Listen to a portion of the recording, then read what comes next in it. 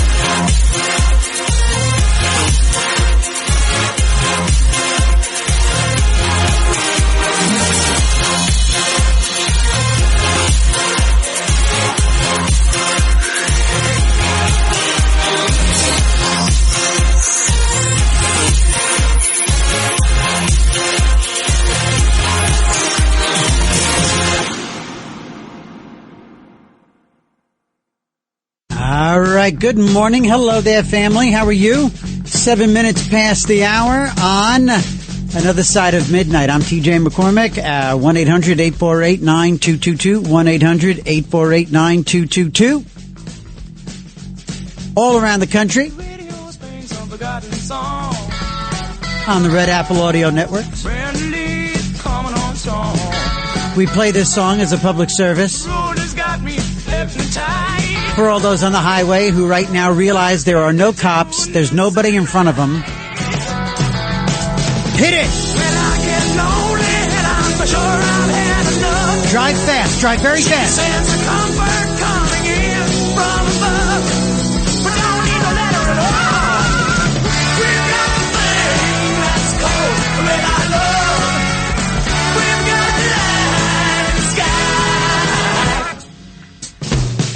Yeah. Late night speeding. For adults, not kids. Lovely. Nice.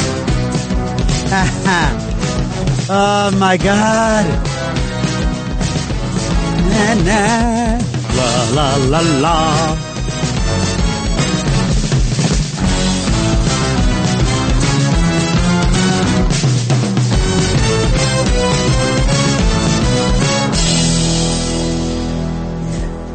There you go. So you made it to the driveway. There you are. Hello. Okay, you're back. If you're listening in on the West Coast, if you're listening in the Midwest on the Red Apple Audio Networks, if you're right here in New York City, I'm in the studios of 77 WABC, 49th and 3rd in Midtown East. I used to think I wasn't going to say that out loud because I don't want somebody to kill me outside. But then again, what better way to get famous? What better way? So you know where to find me. Okay. So if we're going to do this, just do this. All right. And let me just go out with a bang and be huge. Or if you're listening, if you're listening in Westchester County, like Gina, if you're there I don't even know where Catherine is. Catherine and all the family on X. I don't know where they are. Except for Patty. Patty, I know, is in the Sound Shore in Westchester County. She's in Mamaroneck. That I know. Patty put up some video today. She went out and met with the protesters. She met with the protesters in her neck of the woods. She looked like she brought her dogs. Are those your dogs, Patty? 1-800-848-9222 is the number. And, there's a billion ways I could go this morning, and happy Sunday morning. It's the Lord's Day. Let us rejoice and be glad. I could go a number of directions. I don't feel particularly political. I don't feel particularly really anything. I know one thing is today I found myself obsessing. Okay. If you were listening yesterday morning, as we wrapped up the show, we were talking to Liz Radabali, who does the 5 a.m. newscast, and we got into a quick little ditty about like germophobia and using like airplane bathrooms and whatever, being queasy because we were talking all morning yesterday morning about being in the ER and waiting to be seen. And how basically when you hear in the middle of the day from your general practitioner, I'd go to the ER right now, but you're driving yourself and you know that you don't have an exposed bone or, an eardrum that has now popped out of your ear hole, or something like that. You know that unless you're going in there with something dire and sticking out, that you're doomed to just go into a vortex of invisibility. You want to be invisible?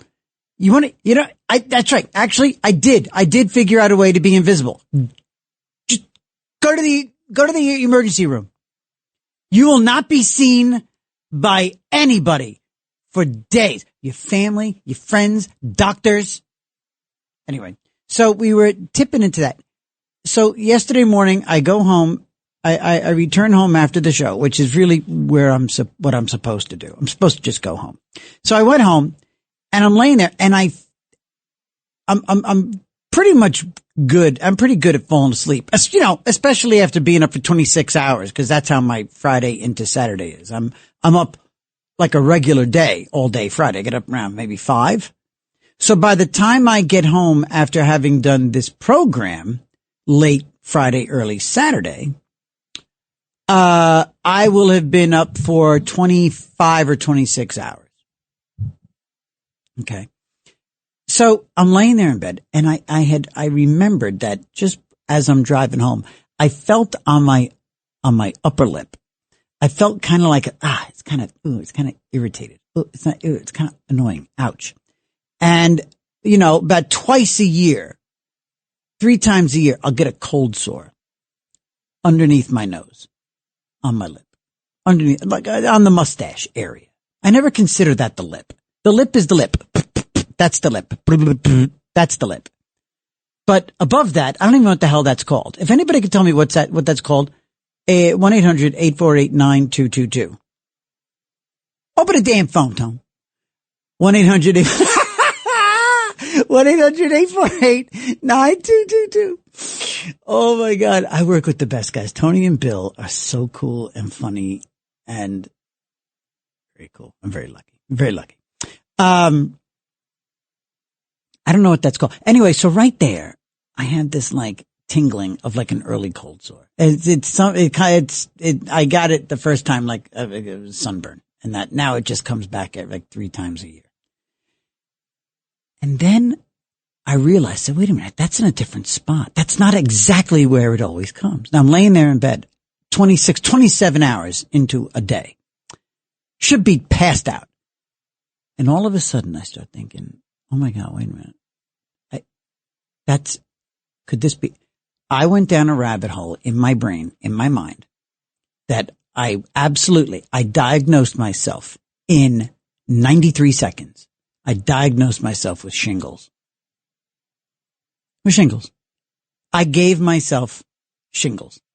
Just so everybody knows, for about an hour, I laid there in bed. I broke into a sweat.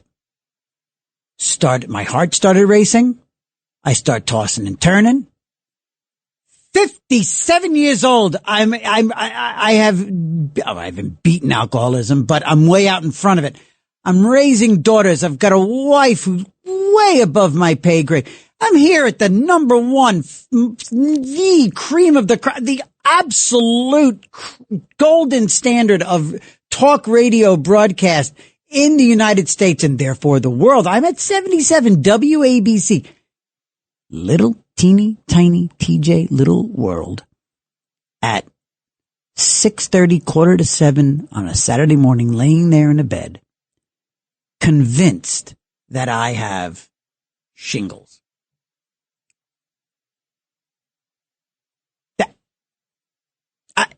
Just obsessing and obsessing and obsessing.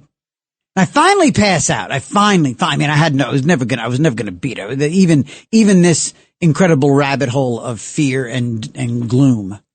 Because of course, I was like, wait a minute, the big problem with shingles is that it goes to your, if it goes to your eyes, you can go blind. So I leapt from having a painful upper lip. Right? I leapt from what I knew it was, or was sure it was, a cold sore, to not just having shingles, but I was imagining this thing wrapping itself all around my face. I'm thinking, what about my TV hits next week? Right? Then the shingles thing, then all of a sudden it enters my mind that if it goes to your eyes, you could go blind. So now I start mapping out, what do I do when I go blind? How do I get to the city? Will I keep the job? Mr. Katsimatidis will end up taking pity on me. That's what'll happen. I'll keep the job. They'll feel too bad. They won't be able to let me go. We'll figure out some arrangement. They'll let me do the show from home. I'll have to get a ride into the city. I don't know what I'm going to do. I'm going to go, okay, wait, I just convinced myself they're going to let me do the show from home. Okay, so I don't have to worry about getting to the city when I'm blind. All of this. 12 minutes. I got to blind doing the radio show from home because Mr. Katsimatidis would never, ever let me go. He would figure out a way for me to do this wonderful little show from my home where my family could take care of me because I was now blind. From my blind home, from my Helen Keller perch in Westchester. I could do my blind show blindly with no sight. But hey, what's the big deal? It's radio. It's a spoken medium, right? Maybe my radio skills would just explode because I'm now blind. And maybe that would be a hook. Maybe the show would take off because I'm blind. So I pass out. And about 6 hours later, I crawl out of bed, still with sight. I could still see. It was a miracle. It was a miracle. God touched me and I wasn't blind 7 hours later. I make my way downstairs. I start humorously telling my wife about this. And I said, so listen, but the bottom line is I am concerned that this might be shingles. Because, and she looks at me and she rolls her eyes and she goes, the same shingles that you, The same shingles that you got the vaccine for? The vaccine shingle that you insisted your doctor give you because you never want to get shingles? And I said, all right. All right, very quickly, I'm going to go to line 2. Kathy says she's a nurse, knows the answer. Kathy. Hey, good morning. How are you? Good morning. Come over. I've been better. I'm okay. Come over and treat me. I'll just lay down. You got your shot. You're good. That area is called the philtrum. It's called the philtrum? Philtrum. So, Philtrum. Philtrum. The philtrum. That's the philtrum. You know what? How long was I going to go in life before Kathy told me that that's called the philtrum? So if somebody has a perforated philtrum, that's probably because, they got punched or they something hit them in the face. Or they got a cut or a paper cut or the cat scratched them. Right. Okay, so every part of the body's got a name. Very few areas that don't. Suddenly, it's an intimate conversation. That's true. Now, you mean pet names or actual names? Because I know there's a lot of pet names for a lot of parts of the body. There are medical names for everything usually in the body. Actually, can I tell you something very personal? Sure. Can I tell you something very, very personal? Okay. You absolutely can. I don't know it's just us. It's just us. I don't know if my wife is listening. I don't know if she rolls over and wakes up, she might be listening. Here's the thing. Okay, ready? Okay. I'm just going to tell you this. All right. And I don't know if anybody's going to relate to it. And you can tell because this is spur of the moment. This is God's honest truth. This is the Lord Jesus' truth. You just, okay, yes, there are pet names. There are nicknames for parts of the body. There's, dirty names. Yeah, sure. There's dirty words. Okay.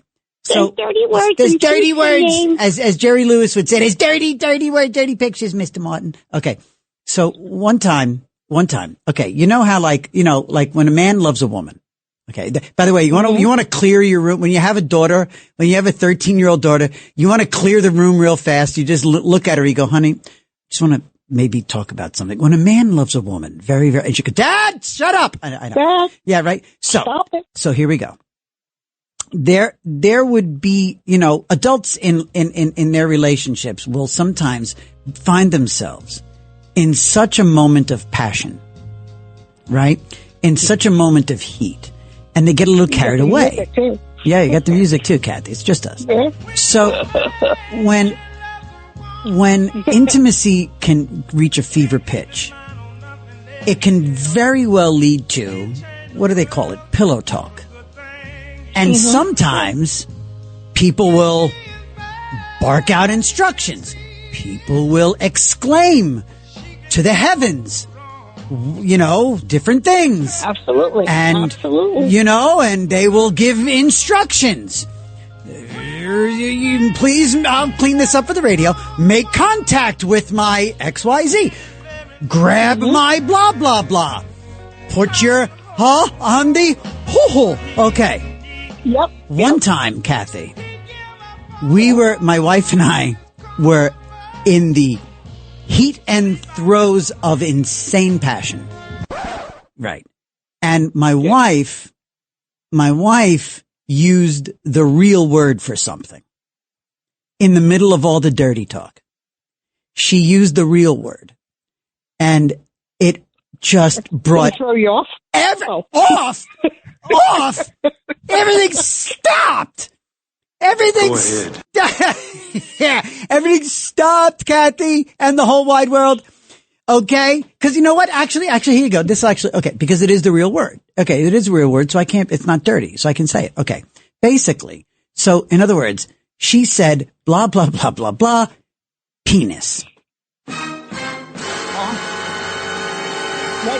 Now, to a nurse, right, that ain't no big shakes. No, it's no big deal. We've seen it all, trust me. I'm sure. But, in a moment of passion, very romantic. Not romantic at all, Mama Kathy. Not romantic at all. And we just stopped. Everything stopped. Everything deflated. Everything cooled down. Everything just like Bill's sound effect. Everything just screeched to a halt. screeched to a halt, right? Just like that, the record skipped. And I mean, and I just stopped and I looked at her and I said, penis? I said, it's Saturday night. I said, from like 9:00 on. That word is just, I mean, we just don't say that just in case. You don't use that word. Right. On a set there's now. so many other words you can use. Now, I must say, my devotion to my new role here at WABC has pretty much derailed most of the Saturday night activity. We have pretty much been a Saturday night couple. A lot of our activity has been focused on Saturday nights. We're in our 50s. We have daughters. We have lives. We have jobs. Saturday night is pretty much the night. And it's kind of shifted because of the radio show. But anyway, so that was it. And so that was something that it just, everything stopped. Everything went, and I looked at her and I said, honey, I said, I love you so much. I said, but I'm gonna go get something to eat. Okay. We'll try again in about a half hour. Let me tell you, you've got the best show. Really? You've got, they say the variety show is dead, not on the radio. You've got a great variety show. I don't call a lot. I called only a few times. Ah, that's awesome. Thank you, Kathy. You know what? And you kicked it off. And you know what? You calling up with that absolutely gave birth to that. No pun intended. Gave birth to that bit little sidetrack there. So thank you. You literally kicked it off. And if that question ever comes up on Jeopardy, you'll know Philtrum. Say it again. Philtrum. Phil, T-R-U-M. Phil as in Phil Donahue. Trum as in almost T-R-U-M. All right. Thank you, love. Kathy, thank you for the kind words, and thank you for helping the show. You made it awesome. Thank you. Okay. Good night, dear. Good night to you, love. Thank you. All right, gang. Time for our first break right off the bat. Lenny, I know you're there. I want to talk about the ER with you. 1-800-848-9222. Have you ever had a passionate moment just taken away from you for whatever reason? Now, of course, that was not the only one in my case. And during the break, I'm going to try to think of other examples because I know you're dying to know, when have other moments absolutely, just deflated like that? So yes, please tell me, were you ever caught by the cops making out? Were you ever, have the kids ever walked in? I'm sorry. You know what? Some age-old questions beg to be asked again. Have the kids ever walked in on you? Did you ever walk in on mom and dad? I'm sorry, these are a little cliche, but I never did ask them on my damn show, so it's my turn to ask you on Another Side of Midnight with TJ McCormack, the Inquisitor. Have you ever had passionate moments totally ripped out from under you or ruined for whatever reason? 1-800-848-9222. We shall return. All night long, this is Another Side of Midnight with TJ McCormack, 77 WABC.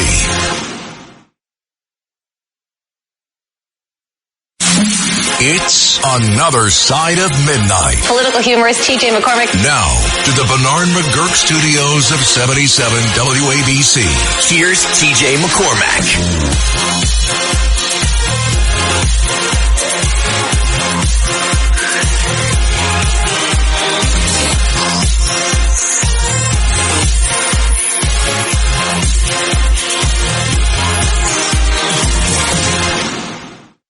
Oh, Jesus.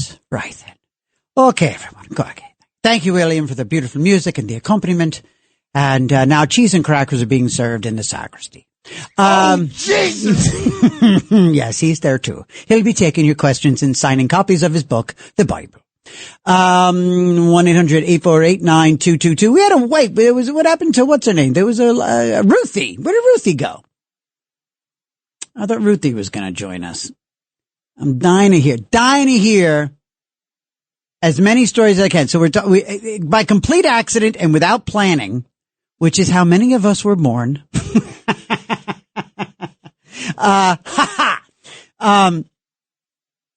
We found ourselves suddenly stumbling onto the subject of, we set a record.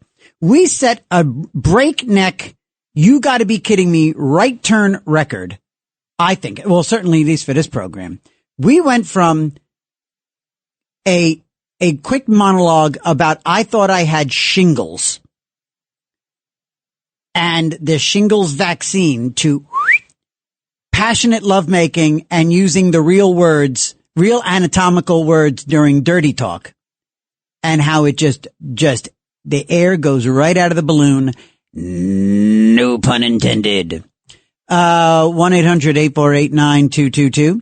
And, so we are covering ground this morning, gang. We are covering ground, family. 33 minutes past the hour here on, the Red Apple Audio Networks all around the United States, broadcasting to you right here from, 49th and 3rd. There's Ruthie. She's back.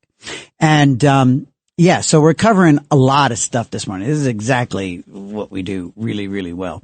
And, in a moment, we're going to, after we talk to everybody, because I want to hear your similar stories. And I'm asking very, very typical, not typical, but kind of a cliche talk radio question, but we're not a cliche kind of program. So I think we can take a cliche and turn it into something unique. And, clearly we can. We already have. We went from shingles to dirty talk. So I'm asking, have you had a moment of passion interrupted, taken from you, ruined? Was it with your significant other? Was it with no one else? Were you singing solo? Did someone interrupt your monologue, as it were? Okay. 1-800-848-9222. Let's go to, let's very quickly, we'll get to the emergency room.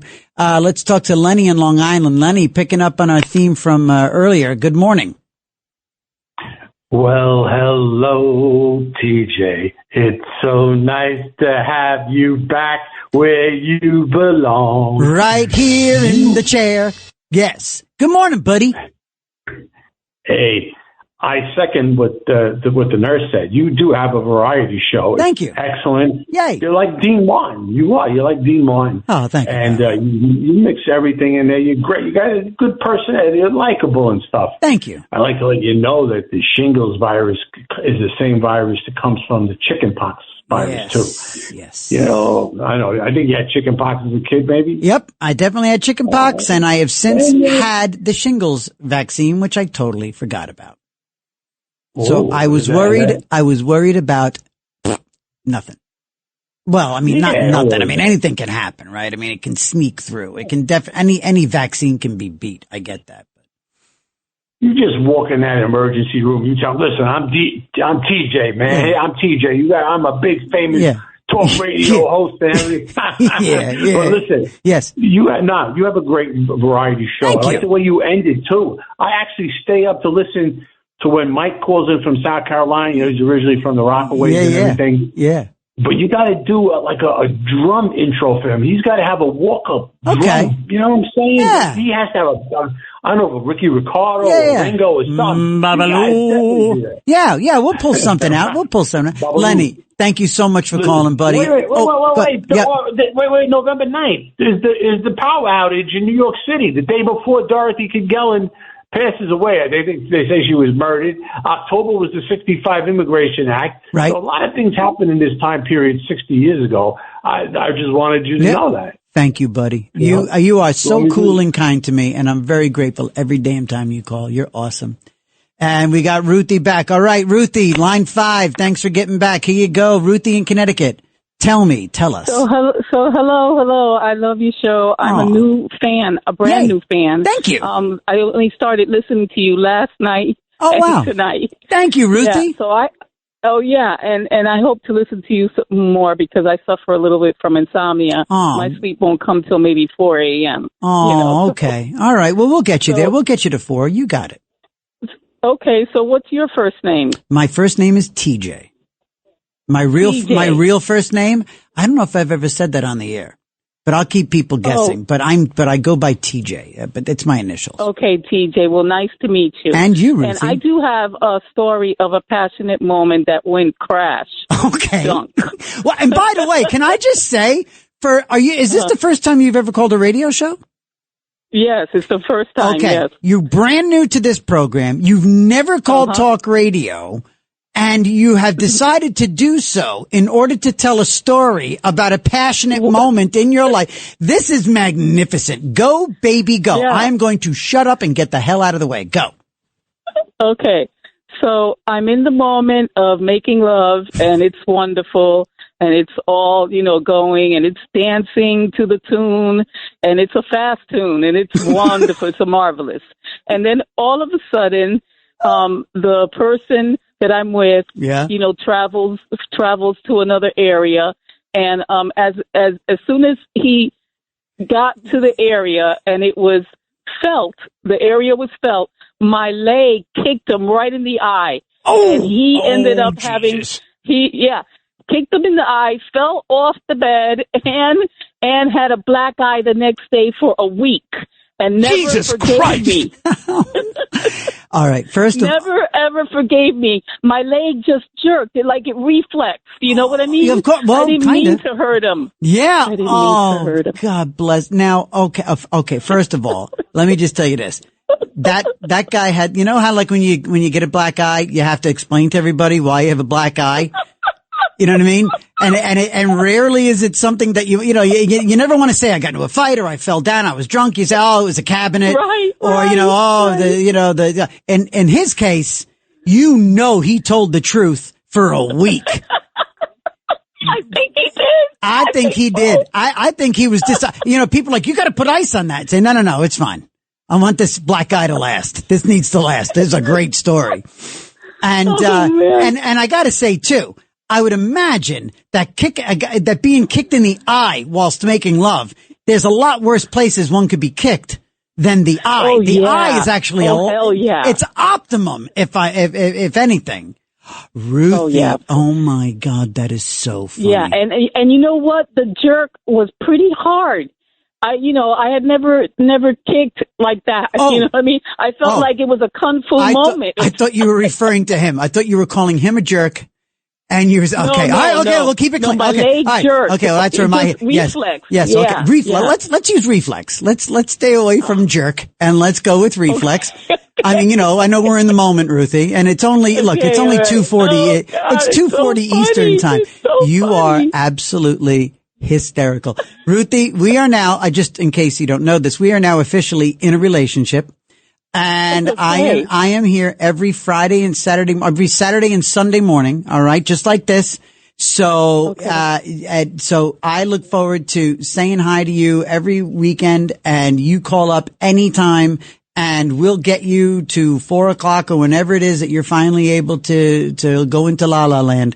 But thank you for doing what you just did. Thank you for making the show awesome. And thank you. Thank you for welcoming me. I will be listening to your show. Yay! So that I can get cooled in on your friends and your fans and all the people and the variety that the nurse was talking about. I want to get into your show. You got it. We're just getting going. Okay, all right, good. Thank you. Thank you, love. Thank you. Good night. There she goes, Ruthie. Ruthie! Thank you so much. That was awesome. All right, 1-800-848-9222. Have you kicked somebody in the face while making love? I think that I haven't. I've never been injured.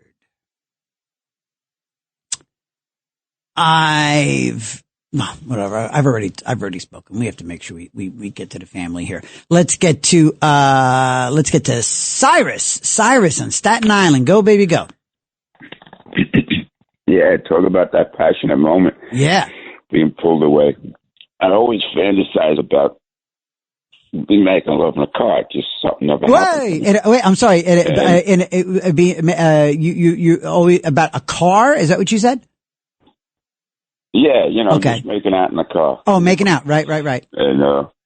And also what you said about being with your pay grade, like I never thought I'd be with somebody this beautiful. Right. But so my band playing at this bar called the Black Garter. Okay. And, this is awesome. And so my bass player comes up and says, "Hey, this girl wants to meet you." So I says, "Okay." And so I look over and I see this drop dead gorgeous playmate looking blonde. Yeah. And I says, "Get out of here. That girl don't want to know Yep. me." Nah, right. You're like, I'm good. I'm not that good. Right. Yeah, I'm not this good looking. And I said, sure enough, she says, "Oh, you're a great singer. I like to hang out." I ended up going home with her that night. I'm like, I'm pinching myself. Is this real? Yeah, but meanwhile, you don't have to pinch yourself. That's what she's there for. She'll pinch you. Go ahead. So I'm making out in the car, and the windows are all just steamed up and stuff. Yeah. I get this knock on the window. Yep. The female cop. Excuse me. You can't be here. It's like, if she says, get out of the car, we're dead. I think she was hep to what was going on. No doubt. It wasn't her first steamy car windows. Yeah, so she just said, you can't be parked here. You got to move along. I'm like, okay, all right, we're out. Good. Oh, God. Oh, geez. That Cyrus. As far as... Yeah. That I tell you about, as far as, like I said, I'm not a good looker, but God spoke to me and said, Cyrus, I got two great things for you. I said, I got good news, bad news. I said, good, give me the good news. He said, you're never going to age. You're going to look the same for the rest of your life. Yeah. And I'm like, great. What's the bad news?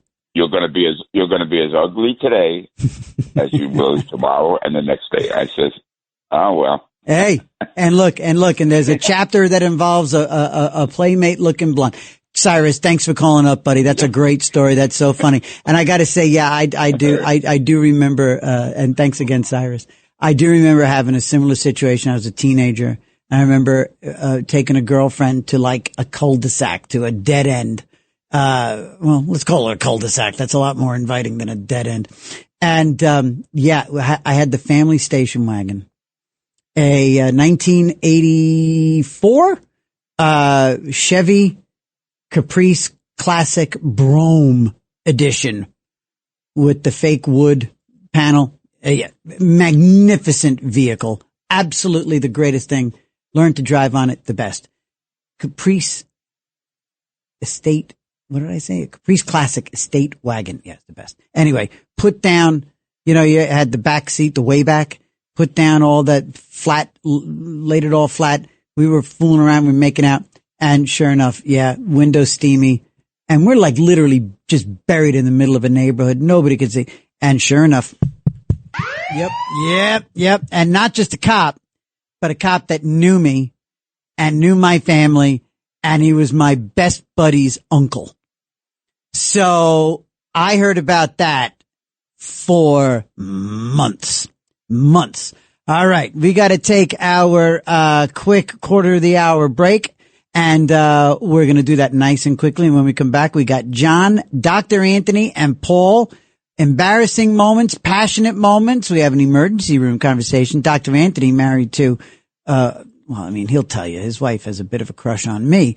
So perhaps every Saturday and Sunday morning is an intimate moment for Dr. Anthony's house. Anyway, everyone, stay right there. It's Another Side of Midnight with me, TJ McCormack. The number is 1-800-848-9222. Have you had a moment of passion absolutely just ripped out from under you? Now, you know what I haven't heard yet? And it's universal because it is a cliche. Have the kids walked in on you? And what did you do? And have you ever walked in on your parents? And what did they do? And what did you do? And how did you recover? And have you recovered? Yeah. Yes. Did you gouge your eyes out and need to go to the emergency room and disappear for 3 weeks? All right, gang. 1-800-848-9222. Give us a call. Bye. Right back. All night long. This is Another Side of Midnight with TJ McCormack. 77 WABC.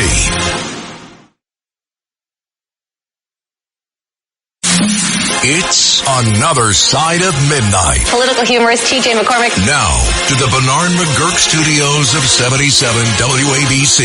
Here's TJ McCormack.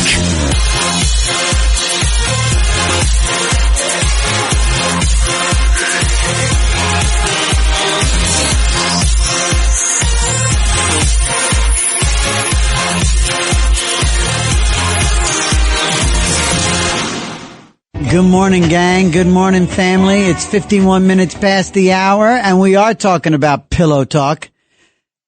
again, we started off talking about how I was convinced I had shingles, and we found ourselves talking about lovemaking with the first time. Ruthie called for the first time ever, called talk radio. Ruthie in Connecticut, to talk about a moment of passion where she kicked a guy in the face, and it had nothing to do with the passion. It was a cramp. It was we actually let that conversation go a little too quickly. Next time we talk to Ruthie, we're going to kind of bring it back a little bit and ask her a little bit more about that, about that reaction. 1-800-848-9222. So we're talking about moments of passion that have been interrupted, either by you, by your partner, or and nobody so far, well, we'll get to these right here. We'll see if Paul, John, or, if this is what they're talking about. But, I'm looking to see if anybody has ever had that quintessential moment where the kids walked in and interrupted. Has that ever happened? Have the kids walked in on you? And also, as a child, did you ever walk in on your mom and dad? God forbid, as an adult, did you ever walk in on your mom and dad? I hope not. 1-800-848-9222. Let's go to John in Long Island. Good morning, brother. John.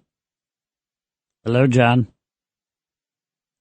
John, here's your chance to tell the whole world about a passionate moment. Are you there? No? Nope. Okay. John's not there. All right. We'll try you again. Call back, John, wherever you are. Passionate moment for John. Paul in Connecticut, line 1. Good morning, brother. Hi. Good morning. Hi. One passionate moment. Well, somewhat passionate anyway. I took a ship down from Miami to Panama. And the cook was getting happier every day. We were getting closer there. Yeah. And then when he brought me ashore, we went to a place and they had girls there. There were prostitutes. Oh, okay, John. Okay, get ready. We had a beer, and the woman took me upstairs. And then she brings me into a room, and there's a sick girl there. She could have been. You probably needed medical care. She needed medical care. Girl. Okay. She said, here's your girl. And then, she said she was just kidding with me afterwards. But oh, my goodness gracious. So that's like an almost passionate moment that really, thank God, never. Oh, wow. That is something else. So was this a legal situation? Is that legal in Panama? Paul? Paulio? All right, Paul. You can go do what you want, I guess. So I'm sorry, Paul. We dropped you for a moment there. I'm sorry. Tell me, is it legal in Panama, that sort of business?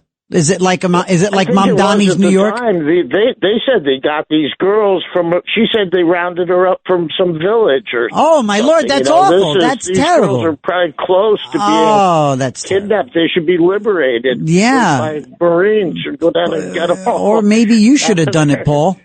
Wow. Oh my God. Oh, I'm sorry. Oh, we lost you again. Sorry about that, Paul. Oh, yeah. I'm sorry. I do not want it. I tell you what, that's not okay. That's unfortunate. That's very, very unfortunate. Ugh. Hey, it's a tightrope, and you open up the phones and say, hey, we're going to talk about moments of passion. Hey, every once in a while, something that might be, a little unfortunate. Anyway, let's go to Dr. Anthony in Queens. Dr. Anthony, good morning, my brother. Good morning. As usual, yes. You reached the level of perfection. Thank you, sir. Thank you very much. Coming from you, always, that makes me feel very good. I do appreciate it. You've been here from the beginning. You've been here from the beginning for me. I'm really grateful for that. Well, who's your biggest fan? It is you and, of course, your betrothed. Yes, and Melissa ran into the other room because she heard that you said that she has a crush on you. And she's a shy person. She really is a shy person.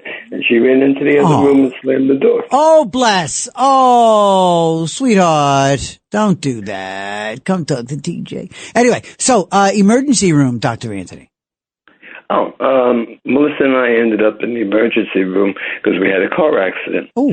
And the car was totaled, and we were both put on stretchers and brought by an ambulance to the emergency room. And I got to say, we received top-notch care. I had blood all over my shirt, but it wasn't my blood. Oof. It was the blood of my dog that was also in the front seat. Oh, my God. And he was injured as well. Oh, jeez. It was so funny watching the doctors cut my shirt. And they said, but where is this guy cut? And it had no lacerations, nothing. But it was from the dog. Oh, anyway, wow. Yeah. And I also had shingles, and you're absolutely right. You can go blind. And where did I have it? Around the eyes. Oh, boy. Oh, yeah. And I suffered scar damage on my right eye, and that's permanent. You can't reduce the scar damage that's on the cornea from shingles, unfortunately. Oh, and I have an old-fashioned Romanian doctor, and he was screaming at me because I didn't come immediately, and I waited 2-3 days before I came, and he was screaming on top of his lungs that I didn't get there right away. What could he have done? I didn't think there was anything you could really do for shingles. From what I understand, they can give you an injection if it's within a 48-hour period, and it reduces the pain and it reduces the symptoms of shingles. Wow. And now, thank God, they've achieved the vaccine, and which my wife reminded me that I received. So I was stressed out. You know, Melissa, my wife, it's what we live for. They save us. I got to jump, Doc. I just saw what time it is. Oh my gosh, I got to run. Thank you, buddy. Thank you. Okay, friends, we are going to pick up everything right where we leave it. Ben, Paulie, and John, we will talk to all y'all in just a few minutes. Moments of passion. I'm still waiting to hear about an embarrassing moment involving somebody walking in. I mean, did you ever walk in on mom and dad? Did the kids ever interrupt you? It had to happen. Come on. 1-800-848-9222. It's another side of midnight. We are doing what we do so well here, having a good time. And, this is good stuff. From shingles to dirty stuff. Here on Another Side of Midnight with TJ McCormack on the Red Apple Audio Networks. It's Another Side of Midnight, 77 WABC.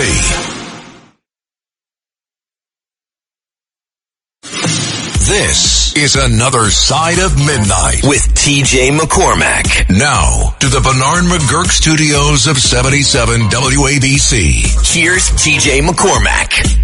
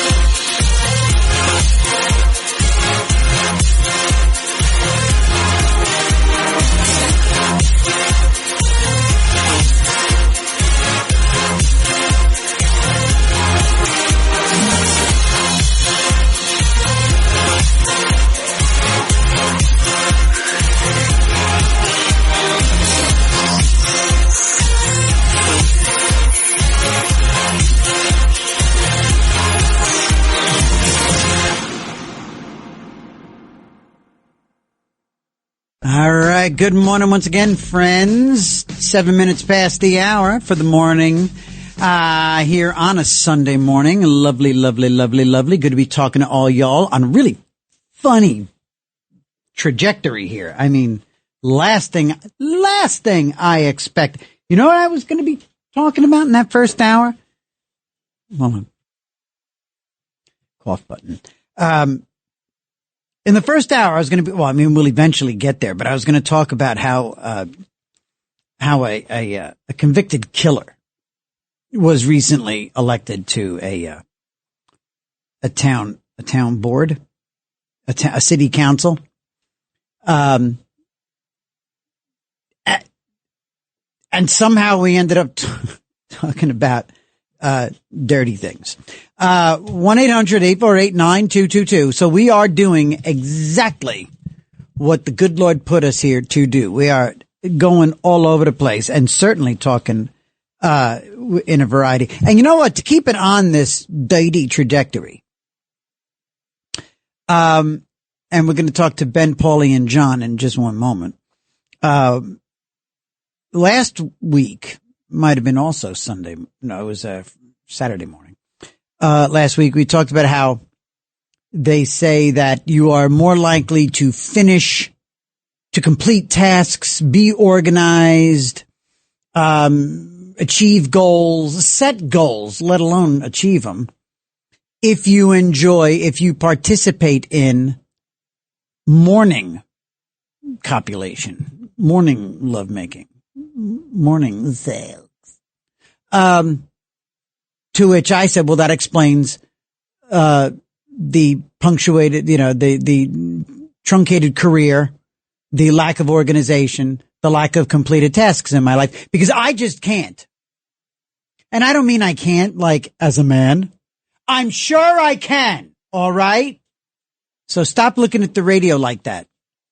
Are you even listening on a radio? Stop looking at your phone or the smart speaker or the computer or whatever. Anybody on the radio? I know we've had a couple of sweet ladies, older ladies who have called and they listen on a radio. I love that. I love that. Anyway, because that's how I fell in love with talk radio. So no, for me, it's not that I can't, honey. I can't. It's not like that in the morning. I just zero. When I wake up, it is like, I mean, this is actually pretty good, I guess. I'm straight like to the gym because, and then you think, well, wait, if you can go work out, you can be with your wife. There's a lot more going on to be with your spouse, to be with in that way. But, as opposed to going to the gym and like just busting it. But that's it. I am like, I'm either go to the gym at 5 a.m. or just crawl to make coffee. I mean, I can just about make a fist. I can just about crack my knuckles first thing in the morning. Nothing works. So like, I have to go to an extreme, like get on a treadmill or lift weights. That's what I have to do in order to win. Anything maybe after all that, we could have a conversation. Anyway, so here now, a week later after talking about early morning, and by the way, the bombshell, my wife, out of my pay grade, out of my league, my wife, I'm telling you, if solar power was as reliable as my wife's drive to survive, if solar and wind power, if you could power a home based on my wife's needs,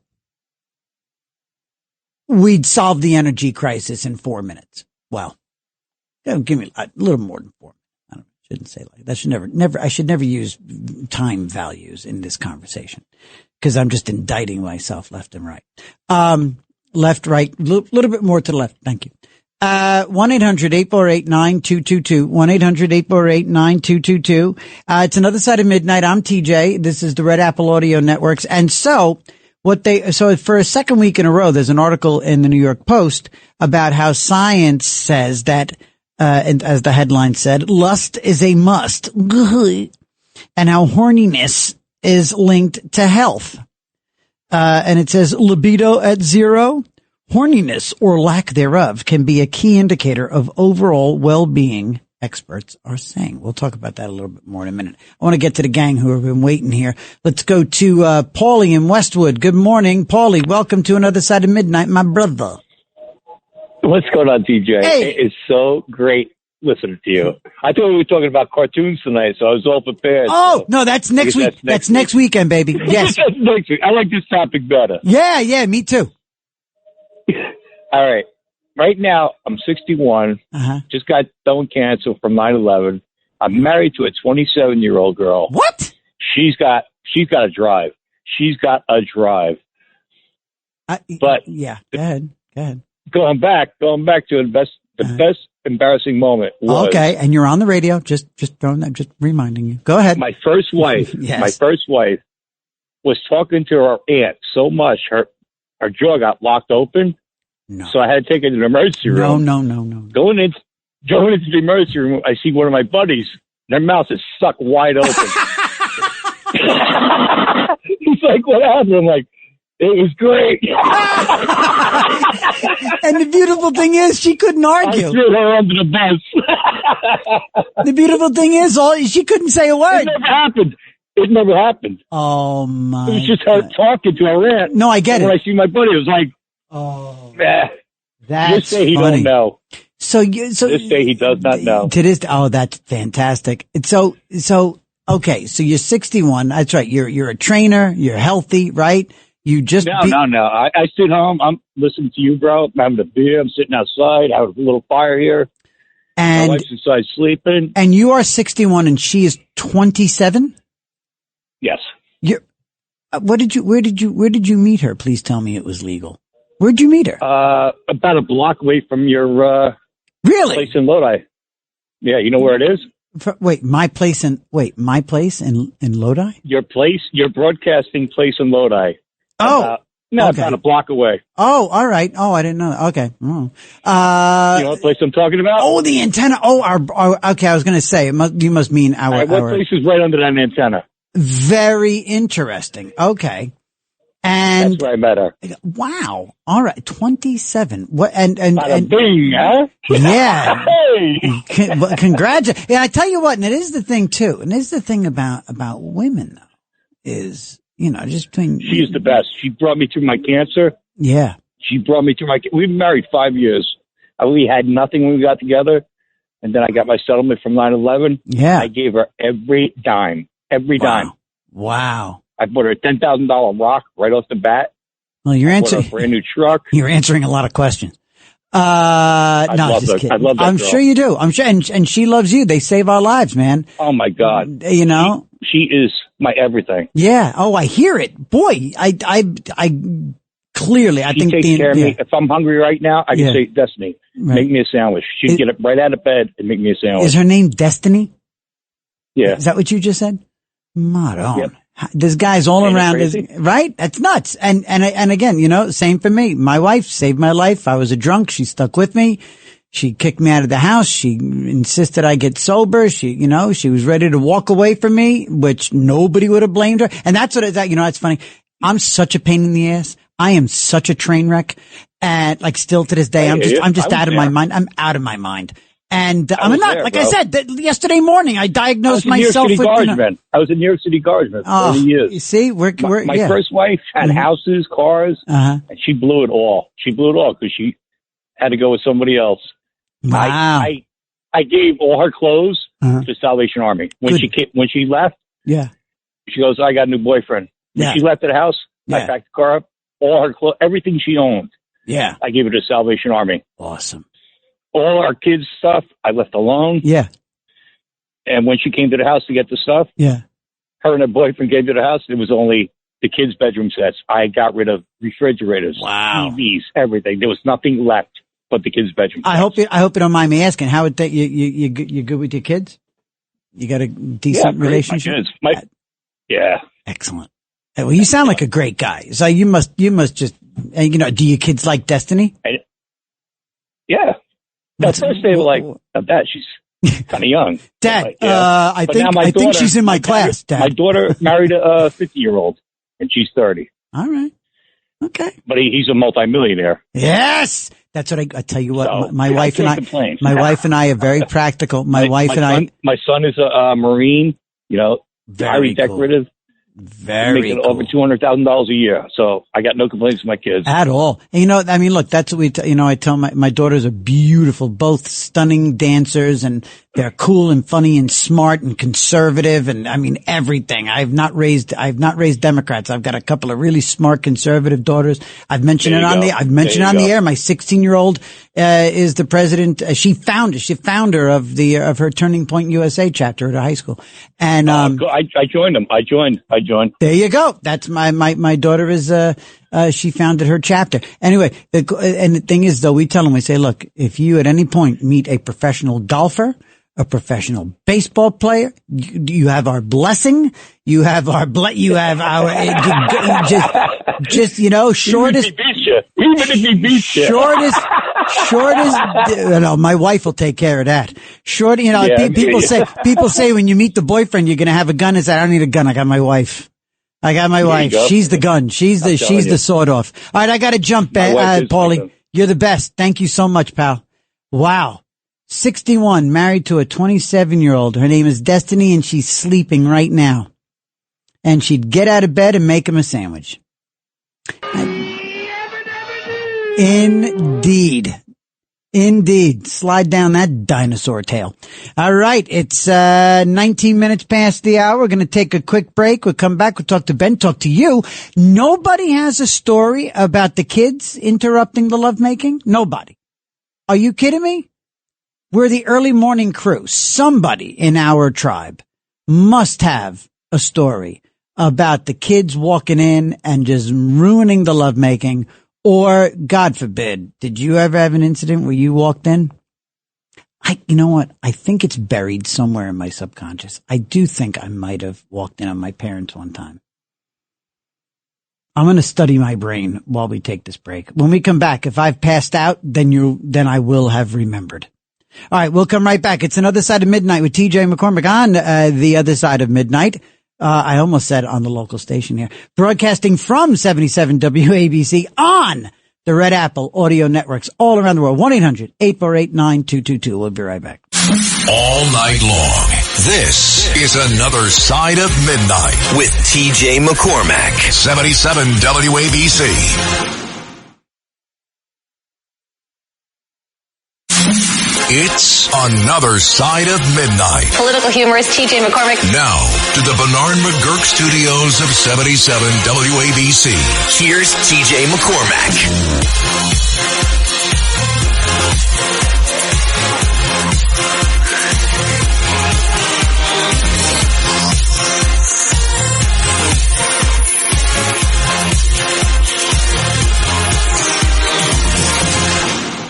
24 minutes past the hour, and we're talking about a bunch of stuff that I had no intention of discussing as of 10 minutes before the broadcast. But we found ourselves getting right into it, and that's all because, a nurse called, and that led to talking about sex.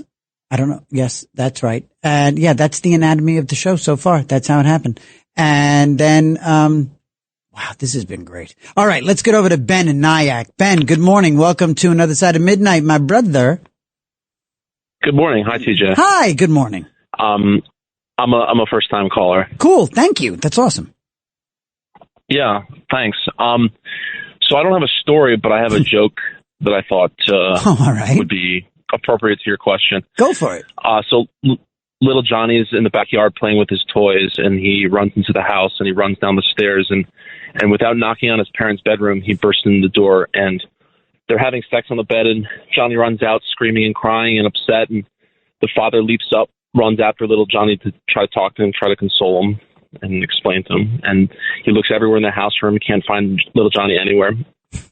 And finally he opens the door to one of the bedrooms, and little Johnny's on the bed having sex with the grandmother. What? Oh, no. Oh, gosh. Okay, wait. Yeah. Can't do that. We can't do that joke. Can't do that joke. And I think we dumped it anyway. Or we got it. Yeah. But thank you for participating. You're more than welcome to call the program, but I don't want to do jokes about having sex with grandma. 1-800-848-9222. Wondering if any of y'all have ever had that experience. I mean, just the idea of having your lovemaking interrupted is one thing. And another thing is to have the kids actually do the interrupting. And God forbid, did you ever interrupt your parents? My goodness. Carl in Queens, good morning. Good morning. Welcome to the program. Hey, good morning, TJ. Hi, Carl. Pleasure. Hey, pleasure's mine. Thanks for calling. Oh, yeah. I got about 3 of those things going on, but I'll keep the first ones. All right. I was a student in Hunter College, and, towards the evening, there was some areas of the school where, had a sofa with dark. So I'm going out with this Indian girl from India, is a nursing student. So just getting down to some business, and one of the school security ladies walks in on us, Uh-huh. Said, no, you can't do that here, So anyway, I let it go with that. Oh my God, that's insane. Wait, you didn't get in trouble? No. But later on, the funny thing is that security woman started hitting on me. She was. All right, now that's cool. Now we got to be honest. That's cool. All of a sudden, the security woman starts hitting on you. All right, number 2, I was in advertising for Seagram's. Okay. And so it's on 3rd Avenue. I was going to say, did you work on over in Midtown? Yes, but not the big building. I mean, we used to go there. I worked at 800 3rd Avenue. I was the advertising office. So anyway, The boss walked in on me with one of the secretaries. But thank God he was a cool guy. He said, just carry on. He says, just be on time in the morning. So, all right, number 3, my daughter. Baby. These are great. Number 3, I'm up in Newport, Rhode Island, and my daughter, I never got married to the mother. She was a woman of some means, English, by the way. Oh, so's my wife. And she was kind of temperamental. I was sort of designated to bear children with her. She selected me, but I never really lived with her. But when I would visit, interesting arrangement. She would get kind of passionate. And one day, my daughter walks in, and she's only about 12. So the next morning I said, I'm sorry about this. She said, no, I'm happy when you come up. It seems to calm her down for a week or so. Oh my gosh. So Carl, you had like a business arrangement with a woman to make her a mom? Did I read that? Yeah, pretty much. I guess it's sort of like Lebensborn, she is, some of these wealthy women can be very temperamental and, And I had gone on a double date, and I went out with a friend, but it didn't work out. And so the friend calls me and said, my girlfriend said that she'd like to have a child. I said, well, I hope you're not talking about donating anonymously. Right. No, if you want to do the direct deposit, that's fine. Oh my Lord. All right. You're crazy, Carl. That's nuts. All right. We're going to go back to Paulie's home, where I think we've got a follow up here, and so is this Paulie I'm talking to? Hey, it's Destiny. Actually, Paulie. Do me a favor. I know Paulie. I know Paulie wants to hear you, but he's got to turn the radio down. Okay, turn this off. Yeah, because it's just going to reverb, and I'm just going to. So you're Destiny. Yes. Wow. So Destiny, you meet Paul. First of all, hi, welcome. Hi. Hi. So you were sleeping. God bless you for getting up at 3:30 in the morning here on the East Coast. I'm not even prepared for this. This is not. So you're 27. You're married to. How is your marriage to this fantastic 61-year-old dude named Paulie? Oh, it's wonderful. He's the best thing that's happened in my life, vice versa. I feel like God both knew that we needed each other. Did he wake you up? Yeah, he did wake me up just now, but I made him a sandwich. You know, he dealt with the cancer from 9/11. Yeah. Did the cleanup. Yeah. And, he was really sick for about a year, and, I was right there by his side the whole time. Then my mom got sick, had a stroke. Oh, my God. So I was basically taking care of both of them back and forth, but by the grace of God, they're both doing good. I'm so happy. That's a lot of So, sandwiches. we're just enjoying our lives right now. Clearly. What's the best part about your marriage to Paulie? I would say the best part is to just have that partner that is for you, not about anybody else, loyal, but both of us loyal to each other, devoted, faithful. And I think that when you can find that, that's one in a lifetime type of thing. So when you find that, it's such a blessing. Yeah. What do your friends say? Are your friends married to like other 27 and 30-year-olds or? Well, a lot of my friends, unfortunately, like this generation, I'm a millennial, I'm 27, 30. Right. So, millennial generation, a lot of them are not married. They have a lot of children and stuff, but not really married. The ones that are married, exactly, they're married to men their age, whatever. Yeah. Even they just seem like it's, some of them, it's like, if you're happy, you're happy, Nobody but some of them, but you guys, it strikes me that you're probably a lot more stable. You're with a 61-year-old dude. He's seen life. He's seen enough. He's lived life. He's fought through some stuff. They've got to be like, oh my God, what you've got it made here. You've got a stable thing. You're good to go. Like, while they're learning life, you're living life. Absolutely. 100%. That's awesome. Wow. And you got up to make him a sandwich. Damn. Goodness gracious. You are just wonderful. Good for you. Dead destiny. Thank you so much. Yeah. No, thank you. Thanks for getting up and tell Paulie I say, way to go, buddy. What I tell you, getting up to make me a sandwich. Paulie, I tell you what, man, you got it made, brother. You got it made. God bless the both of you. Enjoy. God bless, guys.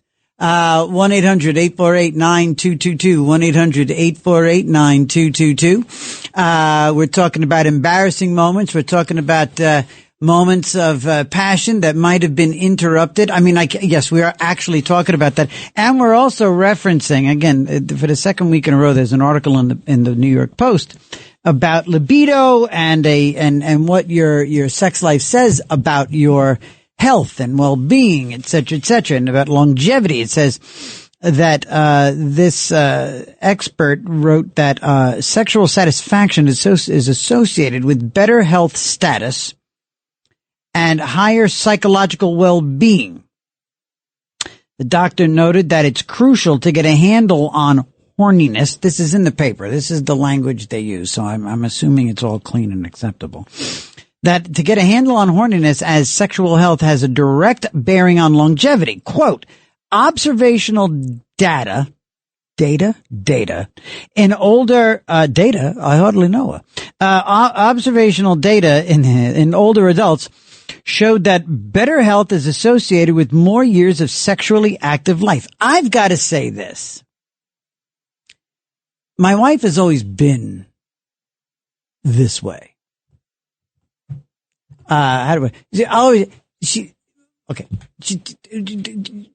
She's again, always on call. Okay. Put it that way. Always on call. My wife. She is absolutely just it.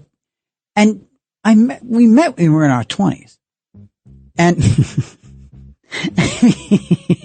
we met in our 20s.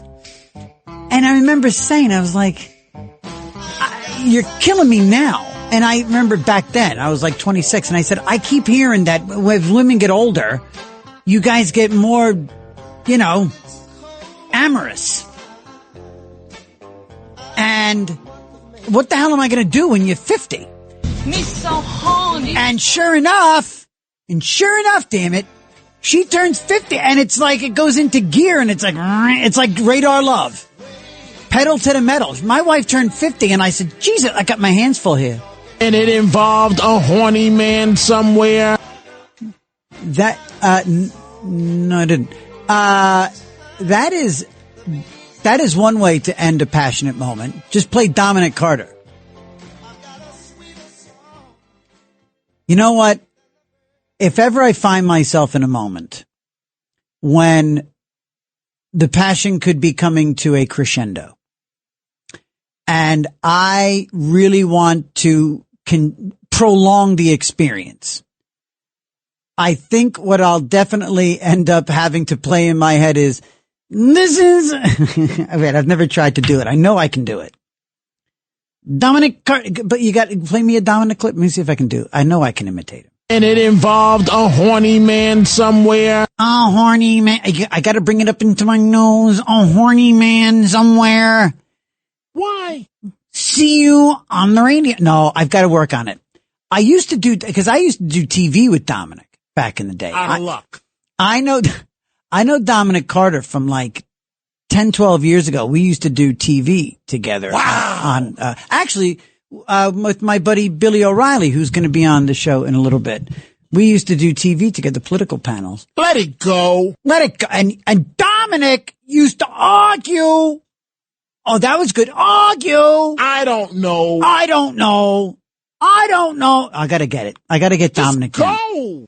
Seriously, I need to make a tape of Dominic Carter and have it ready. You're not fair. And have it ready by the bedside so that in case the moment is happening too soon, I'm just going to play some Dominic Carter and continue on with my mission.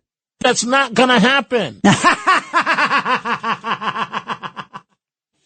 Oh my Lord, what are we doing?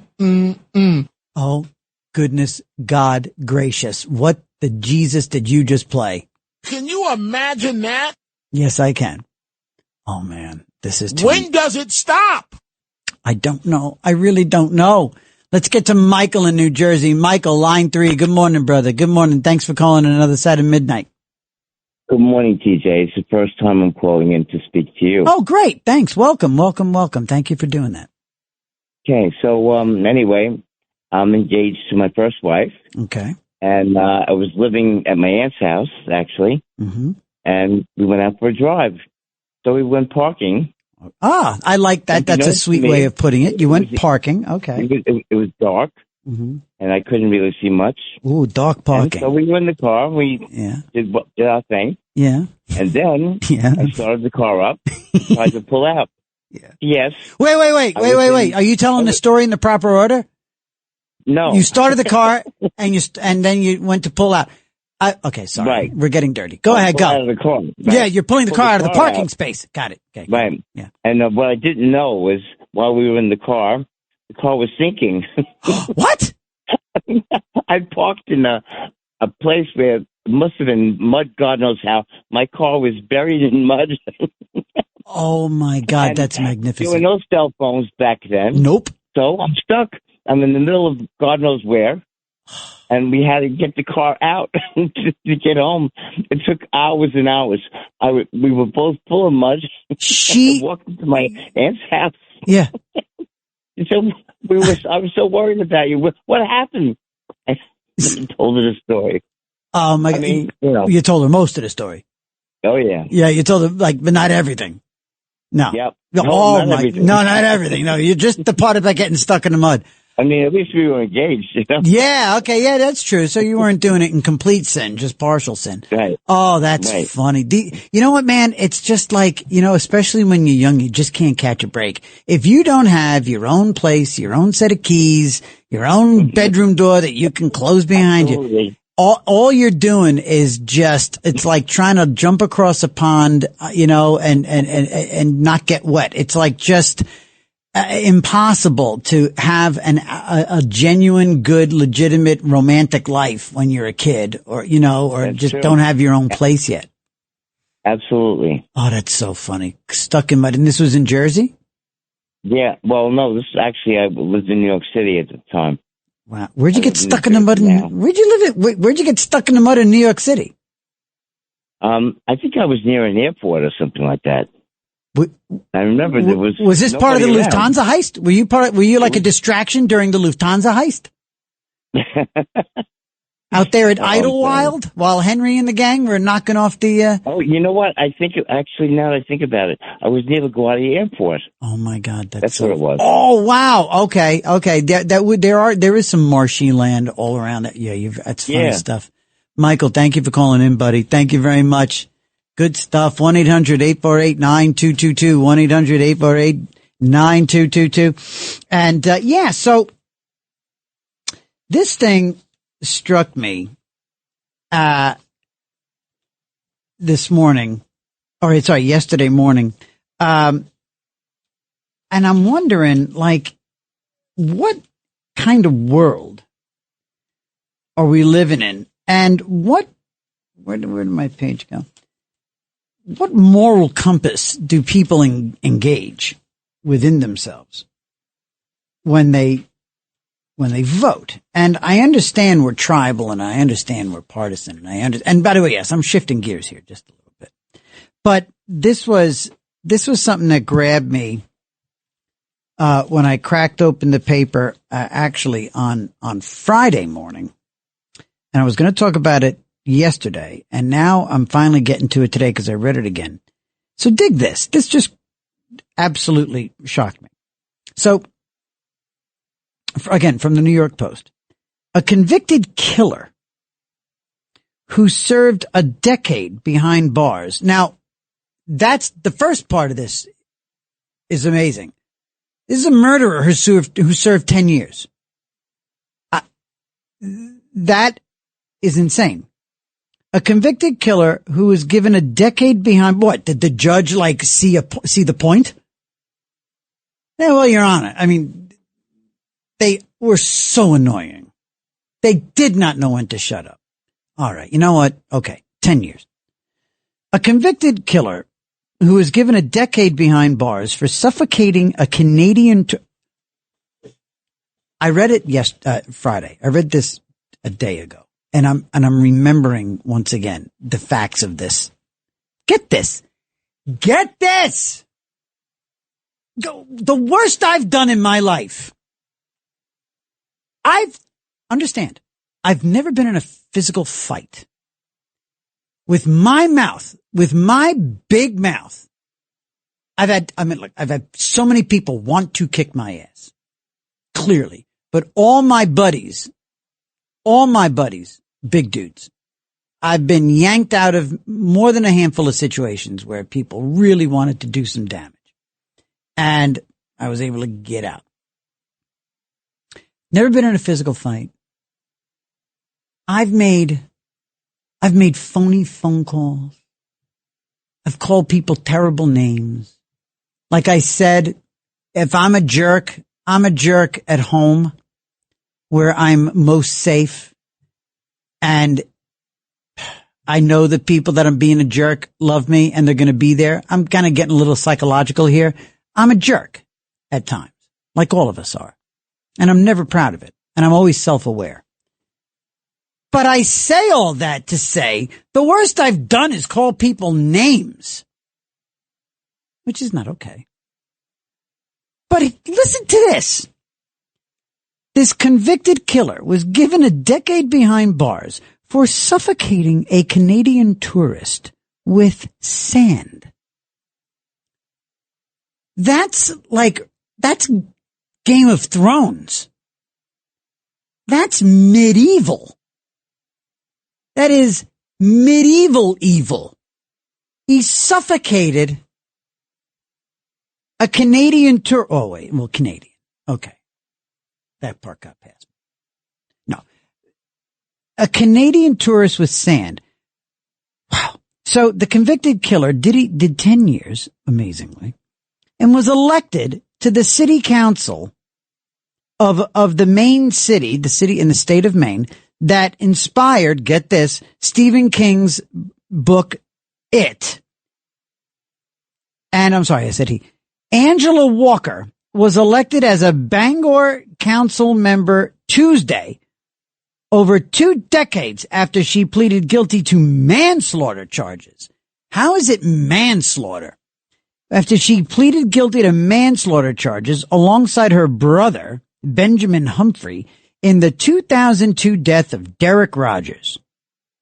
Walker, who's not affiliated with a political party, because nobody would want her, was one of 3 council members elected to serve a 3-year term. Walker was convicted in 2003 of manslaughter for this guy Rogers' death over a fight after Rogers allegedly called Walker a derogatory term for Native American women. He called her a derogatory term for Native American women. He called her Elizabeth Warren.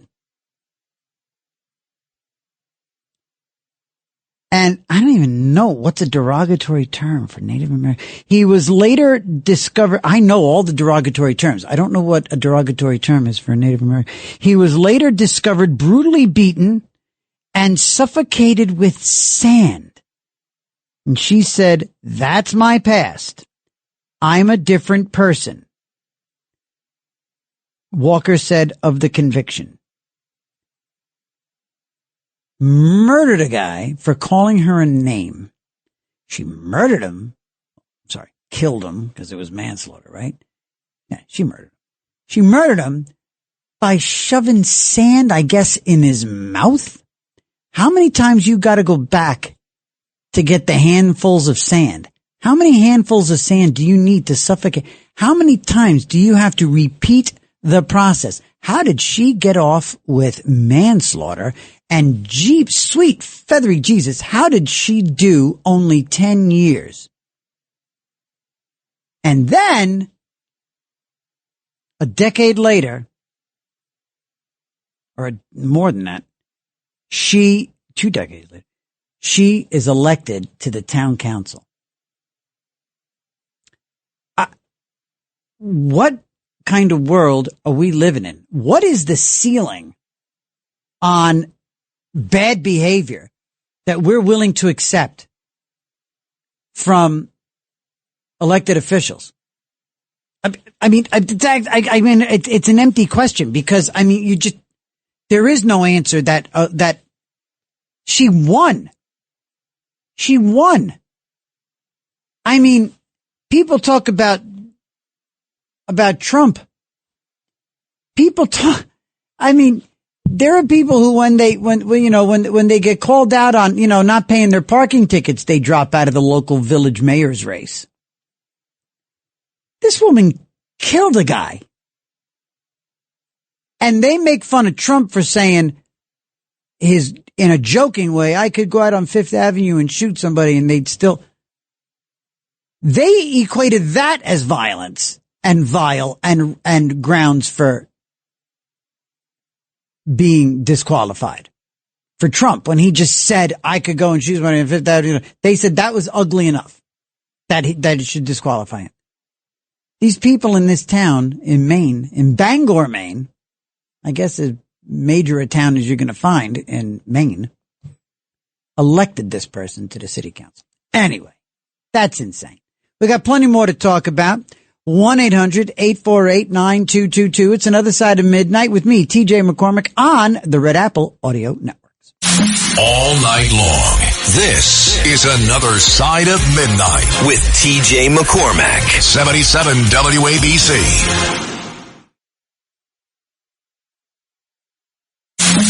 It's Another Side of Midnight. Political humorist TJ McCormack. Now, to the Bernard McGurk studios of 77 WABC.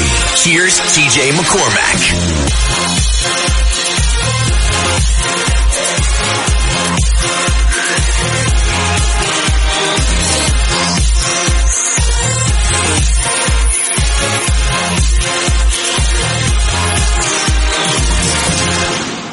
There you go. The ketchup song. It's 3 sisters from South America somewhere. Might have been Brazil, Colombia. 3 sisters. Stunning. All 3 of them. Like a nightmare for any dad. And I believe their dad was in the music industry. And somebody gave him this like unbelievably catchy tune. And his daughters could sing. So he gave them this song, I think is the story. And it exploded. exploded. I still don't understand the connection with with ketchup. Bill just actually found the version of the song that has English words in it. Still doesn't make much sense to me. But that hook, that refrain, that chorus, oh my goodness gracious. That is as hooky a hook, an earworm, the absolute DNA of like a hit, of a pop song. Na na na na na na. Like just, this is everything you need.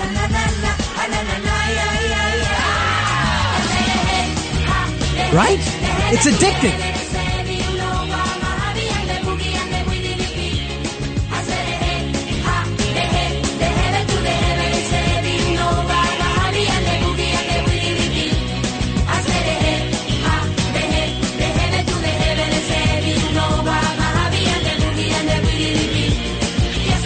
And you know where I discovered this song? This is sort of like it's in the family, if you will. This song was kind of an irregular part of Art Bell's rotation of bumper music. And it took me forever to find it because I could to get the title and then find it and then play it and stuff. And that song, I think, provided a bit of a turning point for myself and my daughters. I believe it gave me some credibility with my girls, because one time after I had found this song and figured out the title of it and then was able to go find it like online, and I had it in the car. And at one point I said to the girls, and they were maybe 13 and 10 maybe at the time. Not even, oh my God, they might have been even younger. They could have been 10. They could have been like 11 and 8. And I said, hey, do you guys want to hear like a cat? Now when dorky dad says you want to hear a cool song. Now I've won them on the Rolling Stones. I've won them with Oasis. I've won them with some solo Keith Richards.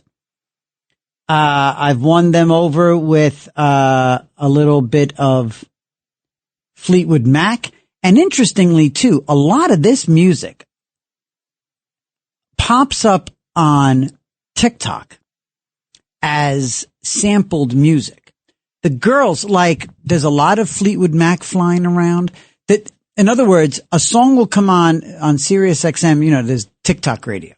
And so songs that are making the rounds on TikTok, that are trending on TikTok, will end up on the Sirius XM channel. And a song come on, and I'll start singing along. It'll be like the Eagles. I think it was, I forget which song. It was an Eagles song. And of course I knew it, and I just started singing along. And they were like, oh my God, wait, you know this song? And I go, yeah. And they go, oh, wait, it's an old song. And I go, yes, it's an old song, but it's got a new life on TikTok. So anyway, that ketchup song, I said to them, I said, you guys, I hope you like this song. I was like, I said, I think you're going to dig. And they're like, okay. And they said, what's it called? And I said, it's called the Ketchup Song. And they were like, what? Is it from like Sesame Street? And I said, no, it is not from Sesame Street. And I played it for them and I blew it out. I really played it loud in the car. You got to play that song. You can have that song as like background music. You can't have a conversation while the Ketchup Song is on. You have to blast it. It has to be the center of attention. When you play the Ketchup Song, it has to be the focus of the moment. And in that case, I turned it on and I blasted it. And sure enough, they loved it. And I believe, and they wanted me to play it louder. They'd get in the car and they'd ask for the Ketchup Song. And I really mean it. I believe that I established some credibility with the girls. And it wasn't too long after that I took them to see, my wife and I took them to see the Rolling Stones. They loved it. They wouldn't come to Oasis this summer, but I'll get them to another one. All right, gang, it's another side of midnight. We're coming up on hour number 3. Pamela's on the line and ready to go. She'll kick off the next hour. And when we come back we'll talk to my buddy, a different Bill O'Reilly, my buddy Billy O'Reilly, opinion writer for the New York Post. and founder of the November Team, PR team. We'll talk a little bit of politics. It's Another Side of Midnight, 77 WABC.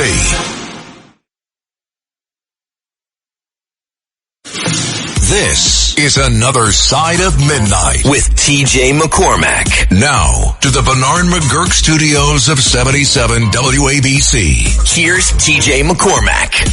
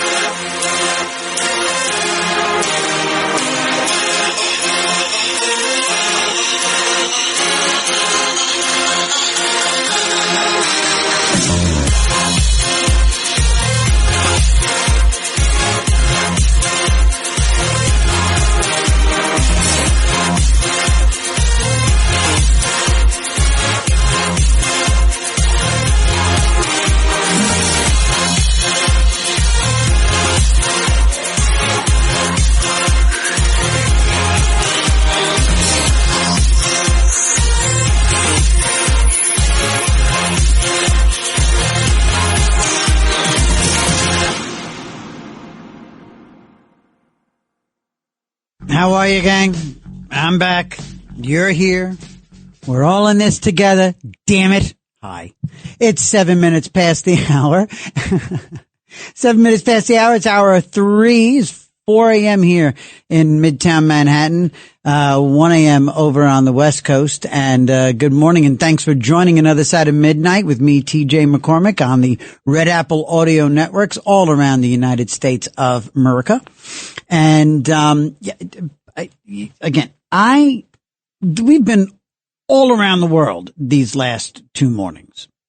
All around the world with topics just ranging all over and I love that a bunch of callers have been referring to this as a variety show. That's just now sort of catching up. That makes me so happy. And I mean, really honestly, we're just now tip of the iceberg, I think, in terms of developing this thing into the variety show it could be. So we're going to keep tinkering and chipping away and molding and flexing and all that stuff, especially now that we're national and we're going to be around the country in all different corners of the nation. And, so fun stuff ahead, to be sure. And I think part of it too, part of what is going to continue to build this thing into a variety show. And I mean, in the sense of the absolute dictionary definition of it's going to be a variety of stuff we cover all the time. Certainly, of course, current events and politics and, and stuff. And I'd like to do a little bit more about culture, meaning, the arts, film, movies. Next week, we're getting all intellectual on the art scene. We're going to talk about Saturday morning cartoons. We're going to do that next Saturday morning. That came up yesterday. So we're going to go ahead and have some fun with Saturday morning cartoons next week. But literally just now, as I was sort of stretching my legs in the hallways here of 77 WABC in Manhattan, and I remembered, I said, "Oh, you know what? I had started doing this little thing where it's no stupid questions. That's what I call it. No stupid questions." And the idea being, and really the reason I call it no stupid questions is because these are my dumb questions. And I want to just get out there and say, I don't consider them stupid. Thank you very much.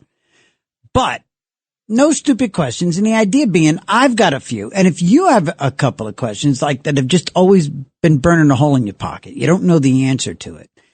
Hopefully the audience will come around. Probably Joaquin will come around and have an answer for us. Like I asked, where are all the dead animals?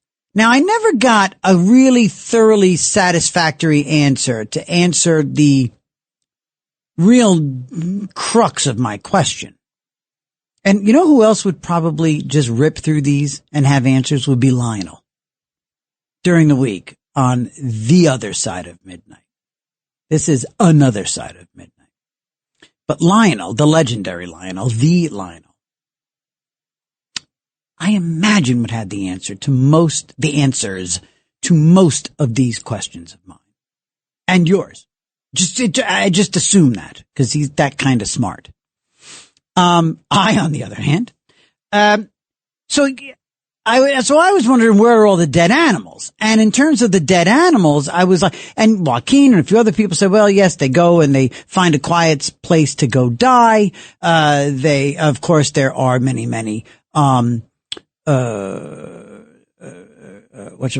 scavengers, buzzards and that kind of thing and different animals that are scavengers and they eat dead animals. Okay. I get that. And I kind of knew that ish.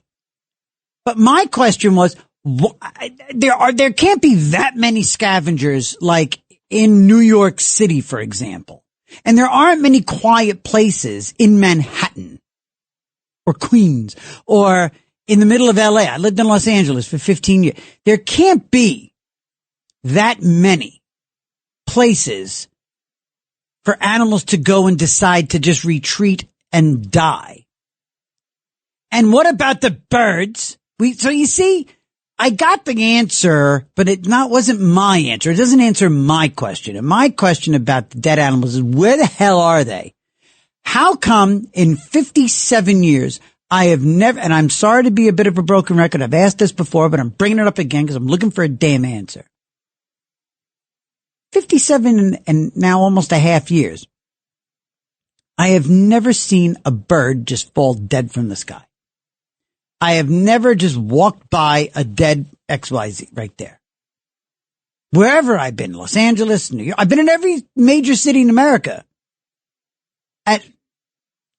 So here's another one. And this one is maybe a bit more straightforward. And if you have the answer to this one, let me know. Do we or do we not have a finite amount of water on the planet? Do we or do we not have a finite amount of water on the planet that is constantly cycling and either freezing or it's evaporating and going up into the air and coming back down as rain, snow, sleet, blah, blah, blah, blah, blah, into our bodies, out of our bodies, into the system, out of the system, into the eco, out of the eco. Do we have a finite amount of water? And if we do, doesn't the water display? I'm kind of getting to the rising sea levels thing. Kind of wondered about that. 1-800-848-9222. We're going to take a quick break. Before we do that, Pamela in New Jersey. Pamela, good morning. Good morning. That Ketchup song is nice. It has a nice samba beat. It's not like some of the annoying music with the hard beat. Right. You know, it would be good to wake up to. Right. And they should play that during protests. You know, angry protesters would break out dancing instead of right. Angry. Isn't that interesting? And you know what? Yes. Oh, go ahead. No, I was saying that's interesting. Go ahead. Oh, and the caller who said variety show. You know, we need more of you. We need, there's enough about the election. You know, we all need a break. Mm. And I used to be a devotee of Carol Burnett's show. Yes. And to this day, whenever I need a laugh, I think of Carol Burnett walking down the steps with the curtain rod on her shoulder. Yep. From Gone with the Wind. Yep. Her and Carl. Oh my God, not Carl Reiner. But Harvey Korman and Tim Conway. Mm-hmm. And Vicki Lawrence and everything. And, you know, I miss those. Me shows. too. You know, they were light. They made you forget. Yeah. And I really enjoyed that, you know, your show tonight. It made me laugh. And boy, we need more laughter. Yes. We definitely. And you know, it's a little hard to talk about hard facts and in the middle of the night. You know, I want something fun to wake up to. Well, you know? that's what we're doing. And I think also I think for me too, it's like, you know, I burn out, you know, during the week and it's all politics and it's this and then that. And, you know, which it's great. I mean, it's there and we have to be informed and we have to be out ahead of the curve and et cetera, et cetera. But, you know, every once in a while you got to cleanse the palate a little bit. And my my MO is, you know, is funny. So, or at least, you know, energetic. So yeah, great. Good. Pam, we're both on the same page. It seems like everybody is. So thank you. And you keep doing what you do and definitely, keep calling because you always, my eyes always pop when I see your name on the screen. Makes me happy. Yeah, so thank you, love. Thank you. All right, gang, we're going to take a quick break. When we come back, Billy O'Reilly joins us. Talk a little bit of serious stuff about the politics, but it's interesting. Billy is a fascinating talker and he gives some really cool angles. If there was a variety version of a discussion about politics, we're about to have that with Bill O'Reilly. Another Bill O'Reilly, my Billy O'Reilly. We'll be right back, here on Another Side of Midnight with TJ McCormack. All night long. This is Another Side of Midnight with TJ McCormack. 77 WABC.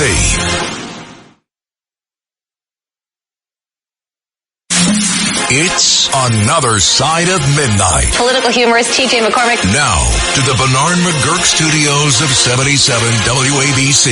Here's TJ McCormack.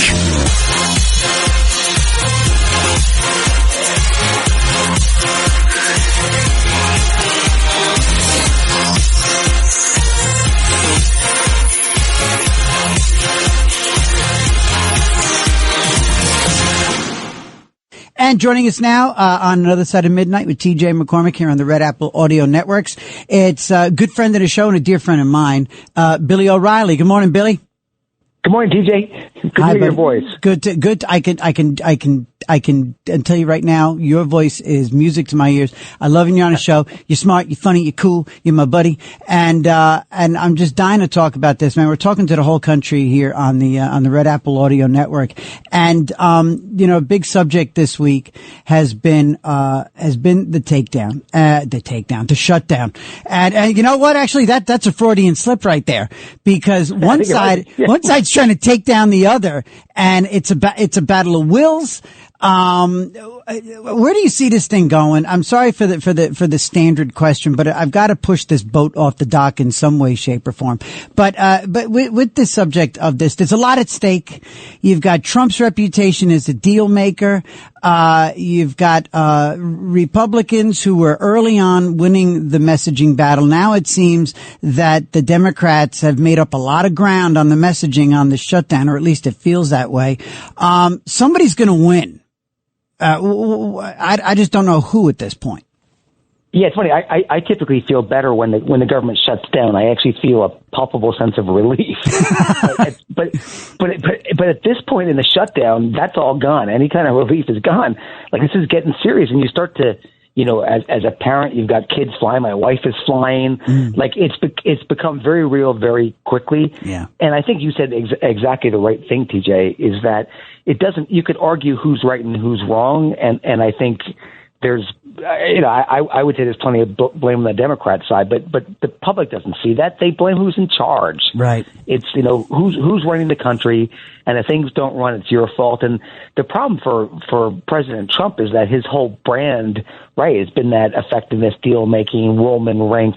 I can fix everything. I'll government is so bureaucratic. I'll just cut the red tape and make it happen. Yeah. And suddenly we're grinding to a halt. Yeah. And it's not a good look. It's not a good look. And again, it's something where they were doing a really good job. As recently as a couple of weeks ago, the Republicans had the messaging well in hand, and they had these moments where you had a couple of Democrats and a couple of Democrat senators. They voted for the continuing resolution, and that didn't help. All of a sudden, they were and the Republicans pounced on it and said, "Look, a couple of your colleagues voted for it. Why don't you? Why don't you? Let's just end this." You had some great moments with New York's Mike Lawler confronting Hakeem Jeffries, and that bit of theater was effective. It worked, So the Republicans were in an odd spot where they were winning the messaging.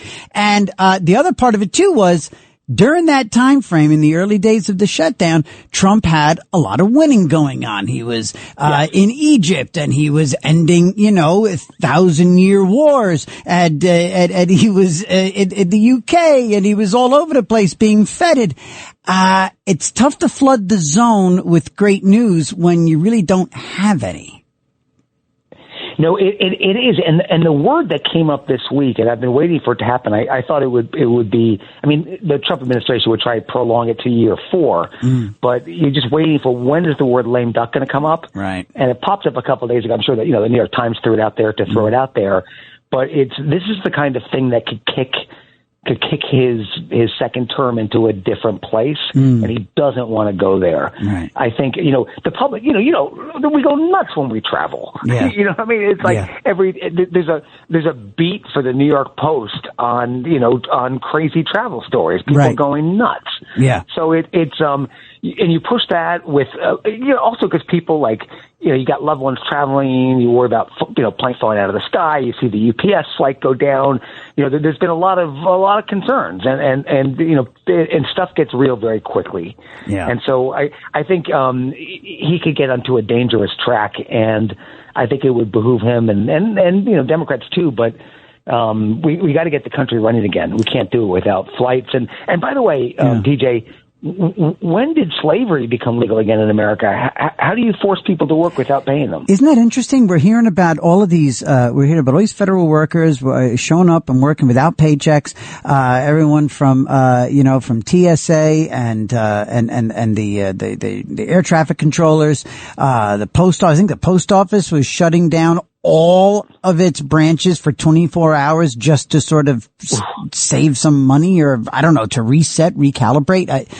I don't know, but and that right there, that's right in the Democrat wheelhouse. They are going to play that. They're going to play completely. There's going to be a million stories of lost packages and the medication that didn't show up, and that's real life stuff. You know what I mean? Yeah. It's not just stories. I mean, I think about with the air traffic controllers, and I was all in on Reagan, and in '80 when he fired the air traffic controllers for the temerity to want to strike, which I agreed with him. Right. But in the same way, I'm totally with the controllers now. Yeah. How do you force people to go to work when they can't feed their own kids, or they can't put gas in the car? You just can't do that. I don't know how they work that into the contracts, but it's a lousy contract. Yes, that's true. Somehow it's that. We're talking to Billy O'Reilly on Another Side of Midnight with TJ McCormack, 1-800-848-9222. And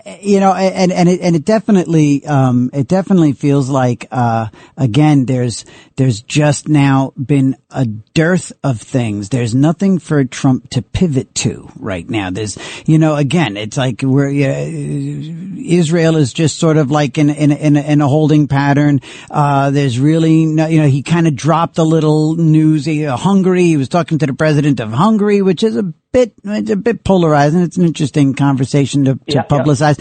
But, in the midst of that, he's still dropping, looks like we might have a meeting with Putin. Okay. All right, great. But nothing really tangible. Again, nothing to pivot to distract with. And you're right, and he's masterful at that. That's what he's best at. Right. He'll take anything. He can manufacture something, but he's really good naturally. He was good at that before he was president. He was good at that when he was a real estate guy in New York. Right. He could always come up with a story to go with. But right, it's becoming increasingly tough here. 100%. And then there were the losses. On Tuesday. Democrats. They just don't seem willing to, ever do the right thing. I mean, you and I both know plenty of Republicans who were at one point either never Trumpers or Trump drives me nuts, or I like his policies but can't stand the man, or there's people all over the place, and the Republicans have a tendency to fracture, and conservatives have a tendency to crack and divide, and I call that intellectual honesty. I like that about our side. I do too, and I was. Early on, I was a big opponent of this president, and I root for him now. I don't agree with everything. I don't like the tactics of a lot of things, right? But the gains are unmistakable, and the will of this guy is unbelievable. I've never seen anything like it. And yet, you got to say, go, and right. And yet, when I look at Virginia, it's absolutely maddening to me that now again, this guy, what was it, Johnson, I forget his name, but good. But the candidate for Winsome. No. That was fine. That was just, you see, that's what I'm talking about. That's actually what I was going to compare and contrast was, okay, I understand that they've got to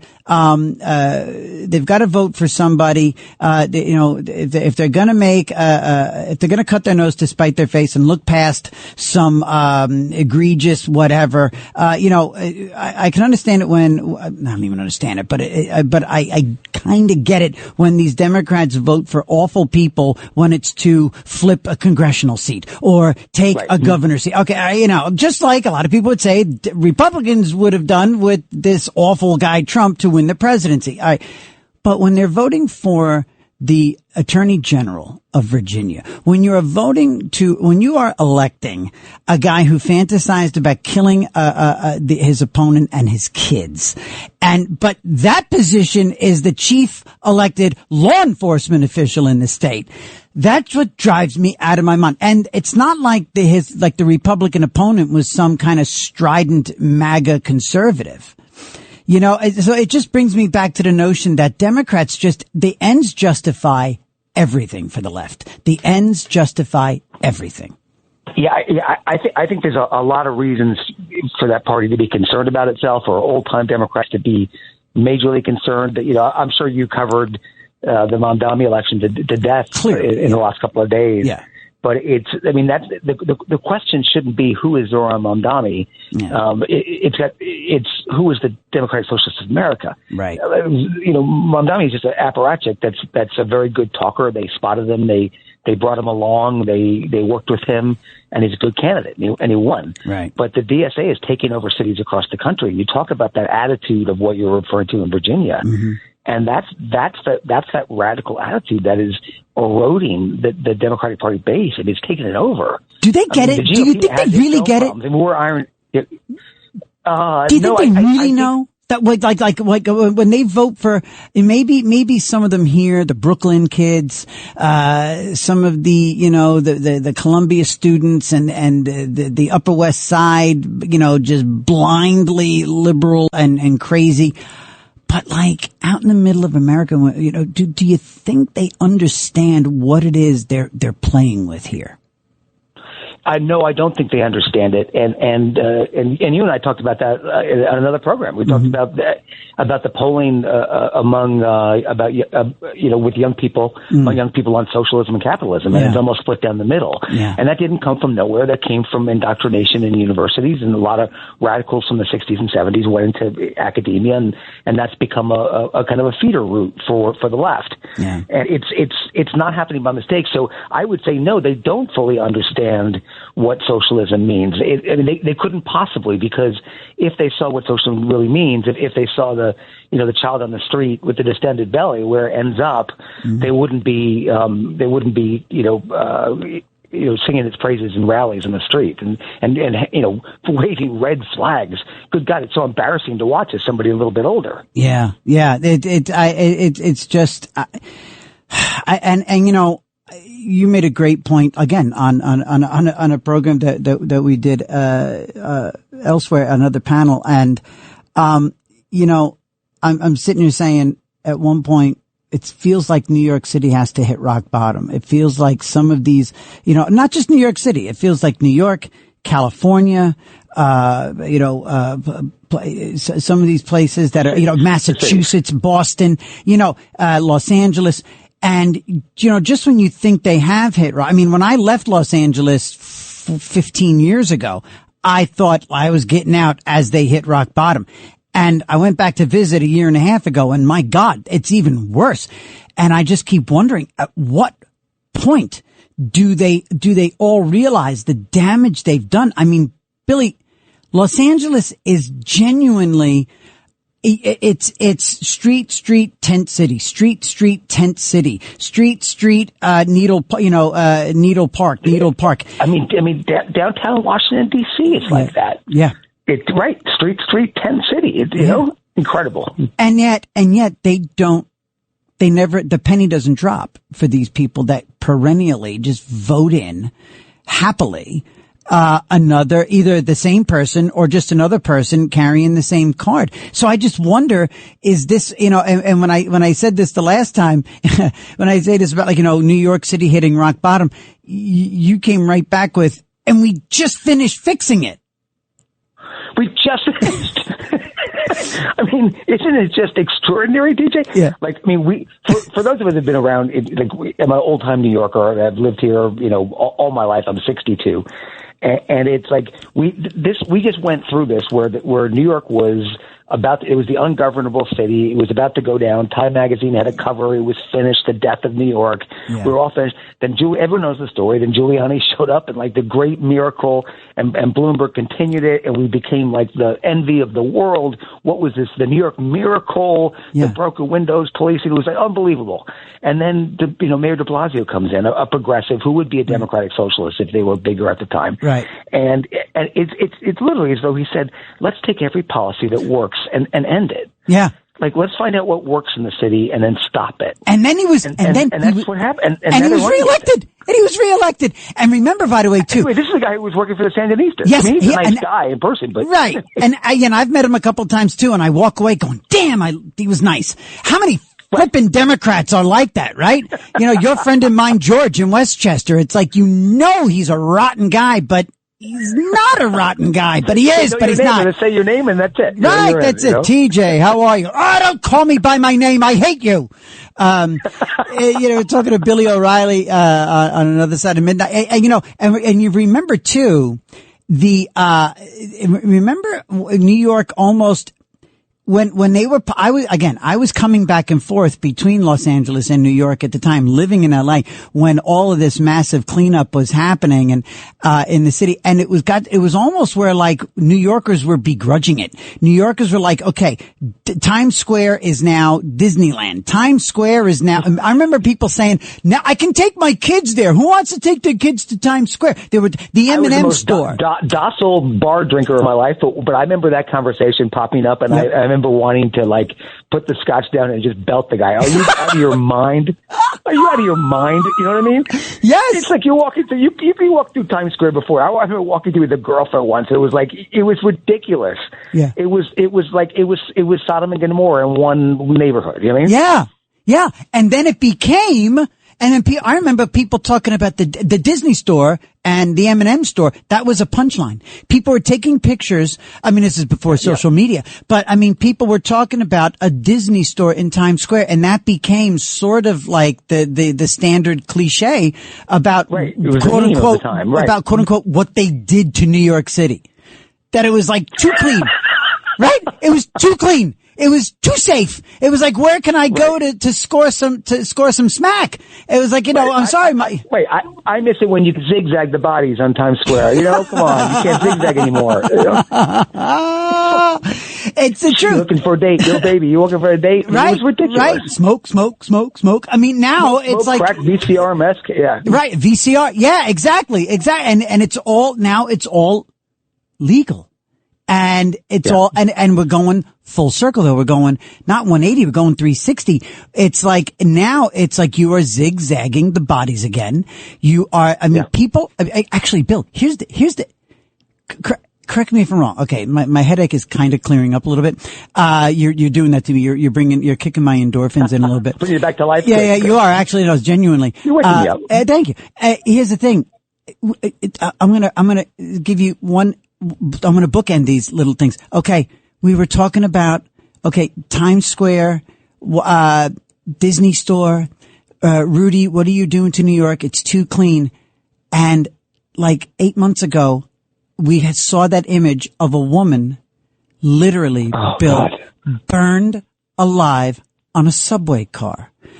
And right. I mean, image of Disney store. That's a joke. New York is too clean. 2025 or 4, a woman burned alive on a subway car, and we saw it because of social media. I mean, and then what does New York City do? They voted for even potentially worse than that. They voted for a guy who said, we're gonna cut back on the policing. After like a Game of Thrones real life image. Yeah, absolutely. Yeah. I mean, oh my God. And the thing is, like, the NYPD has been having a really hard time recruiting new candidates. I mean, it was at 40,000, in 2007 or something after that, 40,000 officers. Right. And now it's down to about 33, and nobody wants to be a cop there anymore. It used to be a point of pride. Everybody wanted to be NYPD. Right. And now it's like, why would I do that? I can make more money and go into a safer place where the local elected support me. Yeah. And like, and if those cops, the NYPD was turning its backs literally in lineups when the mayor would come by. Yeah. They would flip around and turn their back. Right. And I think that might be an opening gesture for Mamdani, and perhaps it should be. Yep. Yeah. Oy vey. All right. So listen, let me just, I know a political prognostication is kind of overrated, and it's a bit trite, and it's kind of a gimmicky kind of thing, but I'm just curious. I'm not saying, Billy O'Reilly, tell us who wins the shutdown, the standoff. I'm not doing that, but I'm saying, what do you think about how this thing play? Oh, I'm sorry. This was something that I meant to ask. In asking, how do you think this plays out?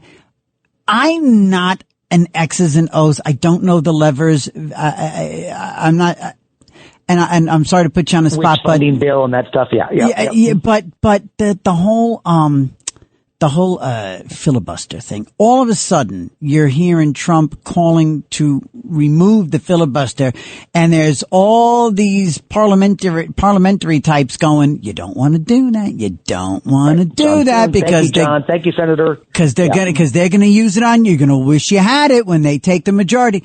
I have never learned the upside or the downside to this. On the filibuster. Yeah, you're always going to end up in the minority at some point. The filibuster protects that. Yeah. And if you just think about the filibuster as a way to slow down radical legislation, whether it's radical right or radical left, sure, it's inherently conservative. The filibuster, you know what I mean? It's a way to moderate and pause, and a way to beat. And even though I've worked on issues where we didn't hit the 60, the threshold, and the cloture vote, and it drives you nuts. You know what I mean? Yeah. And you're like, why do you have to have a filibuster? We got more than 50. Right. But I think in the end, it's a good thing to have. I was really glad, TJ, to see Senator Thune and others stand up, and say to President Trump, no on this one. Right. They're right. They've got to live with this, and he's got a couple of years left, or 3 years left. Sure. The Senate's going to be around, hopefully, for a long time. And those rules need to stay. Indeed. All right. Billy O'Reilly, you are the best. Thank you for staying up and joining me this morning on another side of midnight. And we'll definitely do this again really, really soon. Unfortunately, we're friends, and it's difficult for you to say no. Sounds good. Sorry. All right, Pally. Have a great rest of your Sunday. Thank you. All night long. This is Another Side of Midnight with TJ McCormack, 77 WABC.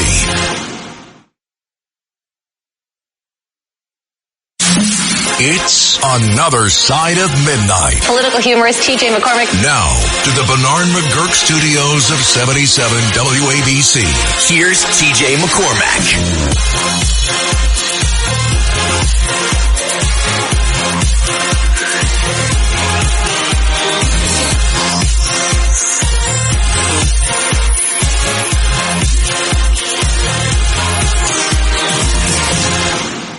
So, there you go. I mean, we were talking about my wifey and myself. What a morning. What a morning this has been. What a show. I mean, to have covered so much ground, got a little bit of politics in there with Billy. And I do, again, it's always a great conversation with Billy O'Reilly. You find his pieces in he writes great opinion pieces in the New York Post and in other places. And he's sort of a brains behind the candidate for more than a few conservative elected officials and candidates and stuff. And he's taught me so much along the way. Billy O'Reilly, and just nice, calm, cool, collected approach to that subject, and he really knows his stuff. So always great to talk to Billy. And but yeah, and so we covered everything this morning, from my own insanity and being convinced that I had shingles. What an odd thing to say out loud. And somehow within moments we ended up on the subject of pillow talk during lovemaking, and having intimate moments just suddenly just ceased immediately from out of nowhere. And you guys were there like for an hour worth of phone calls, sharing your experience. Too much. And right on the heels of a morning where we talked about other real stuff in life, being, stuck in the emergency room for an eternity. Magnificent. You guys are the best. And so again, because I know I'm not stupid. I'm not terribly smart, but I'm not stupid. But yet, I've got these questions, and the last time I threw them out there, and again, at 1-800-848-9222, your version of these questions is something that you've been walking around your whole life going, I wonder. One of those. I wonder. What does how did that, And I don't think there's any stupid questions. Even the stupid ones are not stupid. They're just dumb. And even the dumb questions aren't dumb. They're just stupid. But anyway, in stretching my legs a little while ago during the last break at the top of this hour, and happy Sunday morning, y'all. I reminded myself of a couple of these not so stupid questions. And one of them that I find to be a fascinating one is about, is there a finite, and there has to be a finite amount of water on the planet? There's got to be it is what it is, right? It's like we've got that water. Sometimes it's water, sometimes it's vapor, sometimes it's clouds, which is vapor. Sometimes it's frozen in the ice shelf. Sometimes it's frozen. It's in a glacier. Sometimes it's in us. Sometimes it's in our tummy. Then it's out and it's not anymore and it goes into the system again. Right? That cycle. Water evaporates, rains, snows, whatever, blah, blah, blah.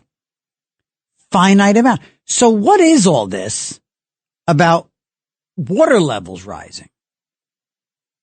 Doesn't the water, and again, right now there could be somebody out there rolling their eyes going, how stupid is this guy? Did this guy pay attention during science? No, I did not. I was practicing my autograph. True story. So is there not doesn't the water, when the water is frozen, doesn't it displace the same amount as if it was melted? Again, I could be painting myself into a very dopey corner, and I understand that, but I've got to be real, okay? So that's my question is, when they talk about the melting polar ice caps, how does that raise the water levels? Doesn't that iceberg, doesn't that ice cap, doesn't that ice shelf and that, all of that we've been fretting about melting, doesn't that already displace the same amount of water? Doesn't that just contribute to where the water levels are right now already? And perhaps the biggest tell of all about the fact that there's no rising tides is that Barack Obama, and I know this has become a cliche, but Barack Obama spent $20 million on a waterfront mansion in Martha's Vineyard. Isn't he supposed to know everything about if it was true, all this stuff that he's been yapping about and John Kerry working for him was yapping about? If it was true, why would he plunk down 18 mil on Martha's Vineyard? I hate him. I hate him very much. Anyway, 1-800-848-9222. Let's get over to Joaquin in PA. Good morning, my brother. TJ, my brother. Hey, you know something? What's that? It finally hit me. Yes. After 40 some odd years of driving truck, being outside, a lot of my driving was at night. And prior to that, working on the Great South Bay as a clamor for a number of years. Oh, wow. The dead birds falling out of the sky. Yes. Actually, I have seen dead birds fall out of the sky. Really? Yes, after I shot them. Okay. All right. Well done. Well played. Yes. Well played. I'll tell you a story about a poor bird, though. All right. So my father-in-law, I was clamming then. He had a 41-foot boat and had a decent-sized cabin in it, right? Mm-hmm. And so I'm running the boat. I think I was out there by myself. And I'm sitting there, inside, and, dashboard, call it. And I got my sandwich and everything laid out, and I'm having lunch, right? All of a sudden, next thing I know, bam! This bird came trucking around. I guess the boat shifted in the breeze, came through the back door and slammed right into the windshield and landed right next to my sandwich. Wait, what did? What came out of it? A bird. A bird just came hauling ass, and somehow the boat must have shifted into its path of flight, and it just crashed into the windshield and died right next to my sandwich. But again, it's like, and remember, you were the one who had the answer about the animals, finding a cozy little spot. They like to retreat and go and find a place and quietly die. And then you also were quick to point out the whole, thing about scavengers and stuff like that. And I get it. But I just given the massive number of animals, how come I don't see more dead ones? I'm just saying, I see more dead people than animals. Again, nature takes care of it. You ever see a dead squirrel in the road? Especially in the summertime, it keeps getting run over, and after a while, it just kind of disappears. Sure. Yes. Yeah. Well, that's the crows. That's the scavengers, right? And it dries up. Just the sun. Yeah, just laying out in the sun and drying up and blowing away. Becomes squirrel jerky. Yeah. But, I had an idea of how Trump should deal with Mandami. I thought I would debut it on your show. And probably everyone's going to get bored hearing it. Okay. After I do it a couple times. Go ahead. So, here we got Mandami, right? Mm-hmm. He should ignore him and make Mandami just keep coming after him until he finally invites him over to the White House. Mm-hmm. but he should also then at the same time invite Netanyahu over, and then have Netanyahu in the Oval Office with him, and have Mandami just waiting outside, right? Yeah. And then him and Trump comes walking out, and he goes, "Oh, I forgot. I have something else more important to do." And then his flag calls, "Bibi, come on, it's time to go. We're going to go play a couple of rounds down in Mar-a-Lago." Love it. And you know what? I completely agree. He's got to put his finger in his eye more than a few times and absolutely just victimize him. We need to make fun of this guy and just deny him everything that he wants. I got to jump, Joaquin. I got to make sure we get to everybody before we say good night good morning for another weekend here. And let's get over to Edgar in the Bronx. Good morning, Edgar. Welcome to Another Side of Midnight. Thank you. Good morning, Lionel. This question about the quantity of water on the planet. Yes. In my opinion, yes. For me to really analyze and understand the truth of that phenomenon, I have to break up the constituents of water into the H and the two O, the hydrogen and atom. the oxygen. Yes. Yeah. So that entity we call water. Yes. Yes, we'll have fixed quantities. Temporary, of course. The temporary could be millions of months, years, but it's so complex. But there will be moments in the history of the phenomenon of water that it will appear as if there is a basic, a supply that changes within certain parameters.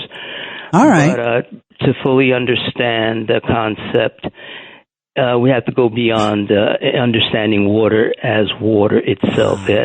Look at it as the sum of its parts. Yes. Okay. Ooh, I'm feeling kind of intelligent. Not as smart as you, but I feel kind of intelligent. Thank you, Edgar. Thank you for that. I want to acknowledge the fact that, and shame on me for not acknowledging it sooner, but here, and by the way, he got it wrong. Clearly I'm not Lionel. This is Greg Kelly. Filling in for TJ McCormack here on Another Side of Midnight. I am remiss for not acknowledging, and I apologize. It's been on the front of my mind, clearly, like everybody else. This week is Veterans Day, and I absolutely, genuinely acknowledge and express my gratitude to every single veteran who has ever served and is currently serving. In the military. Thank you. And I always very specific. Today is Remembrance Sunday in the UK. And I remember my grandfather-in-law, my wife's grandfather, George Main, who was a Chindit for the British Army. The Chindits served in Burma, the bridge on the River Kwai, that whole thing. That was part of his scene. He wasn't a POW, but that was his crew, the Chindits in Burma. And George Main, I got to meet him. I got to know him. And he and his buddies served to save the world back in World War II. And they were the fellas hiding in the jungles and doing their best to disrupt all of the Japanese efforts in Burma. So anyway, I want to acknowledge Veterans Day coming up this week and thank you all for your service. And then finally, let's get to Mike to close out the show. Mike in South Carolina. Don't know if we can, I don't know if I can get to you. Mike, I wonder if I can, let me see if I can get this. Yes, there we go. Mike, good morning. Welcome. TJ in the house. Good morning. Mike in the house with me. I got to tell you, the last statement you made, I worked with a lot of guys who were Vietnam veterans. Yeah. You know, with transit and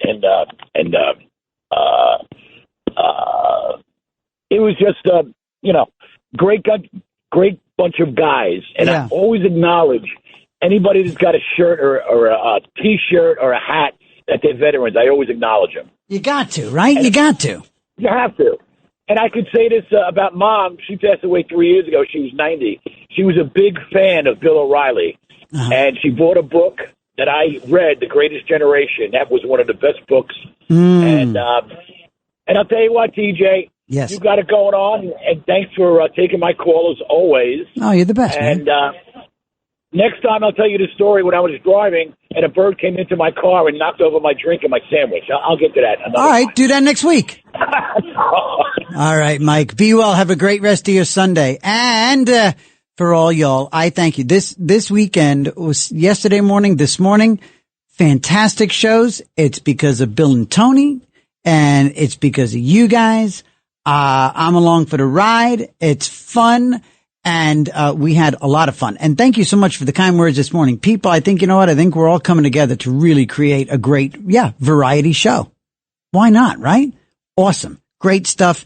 Thank you to Mr. Katsimatidis and Chad Lopez and everybody here at 77 WABC and along the Red Apple audio networks all around the country. Thank you for having another side of midnight. Myself, TJ McCormack, along, and it's been fun, and we had laughs this morning and some intimate conversation, which I'm grateful for. And as I say to you, I am actually quoting George Maine, my grandfather-in-law, when I say, I wish you all the luck in the world. We'll see you next week. It's Another Side of Midnight, 77 WABC.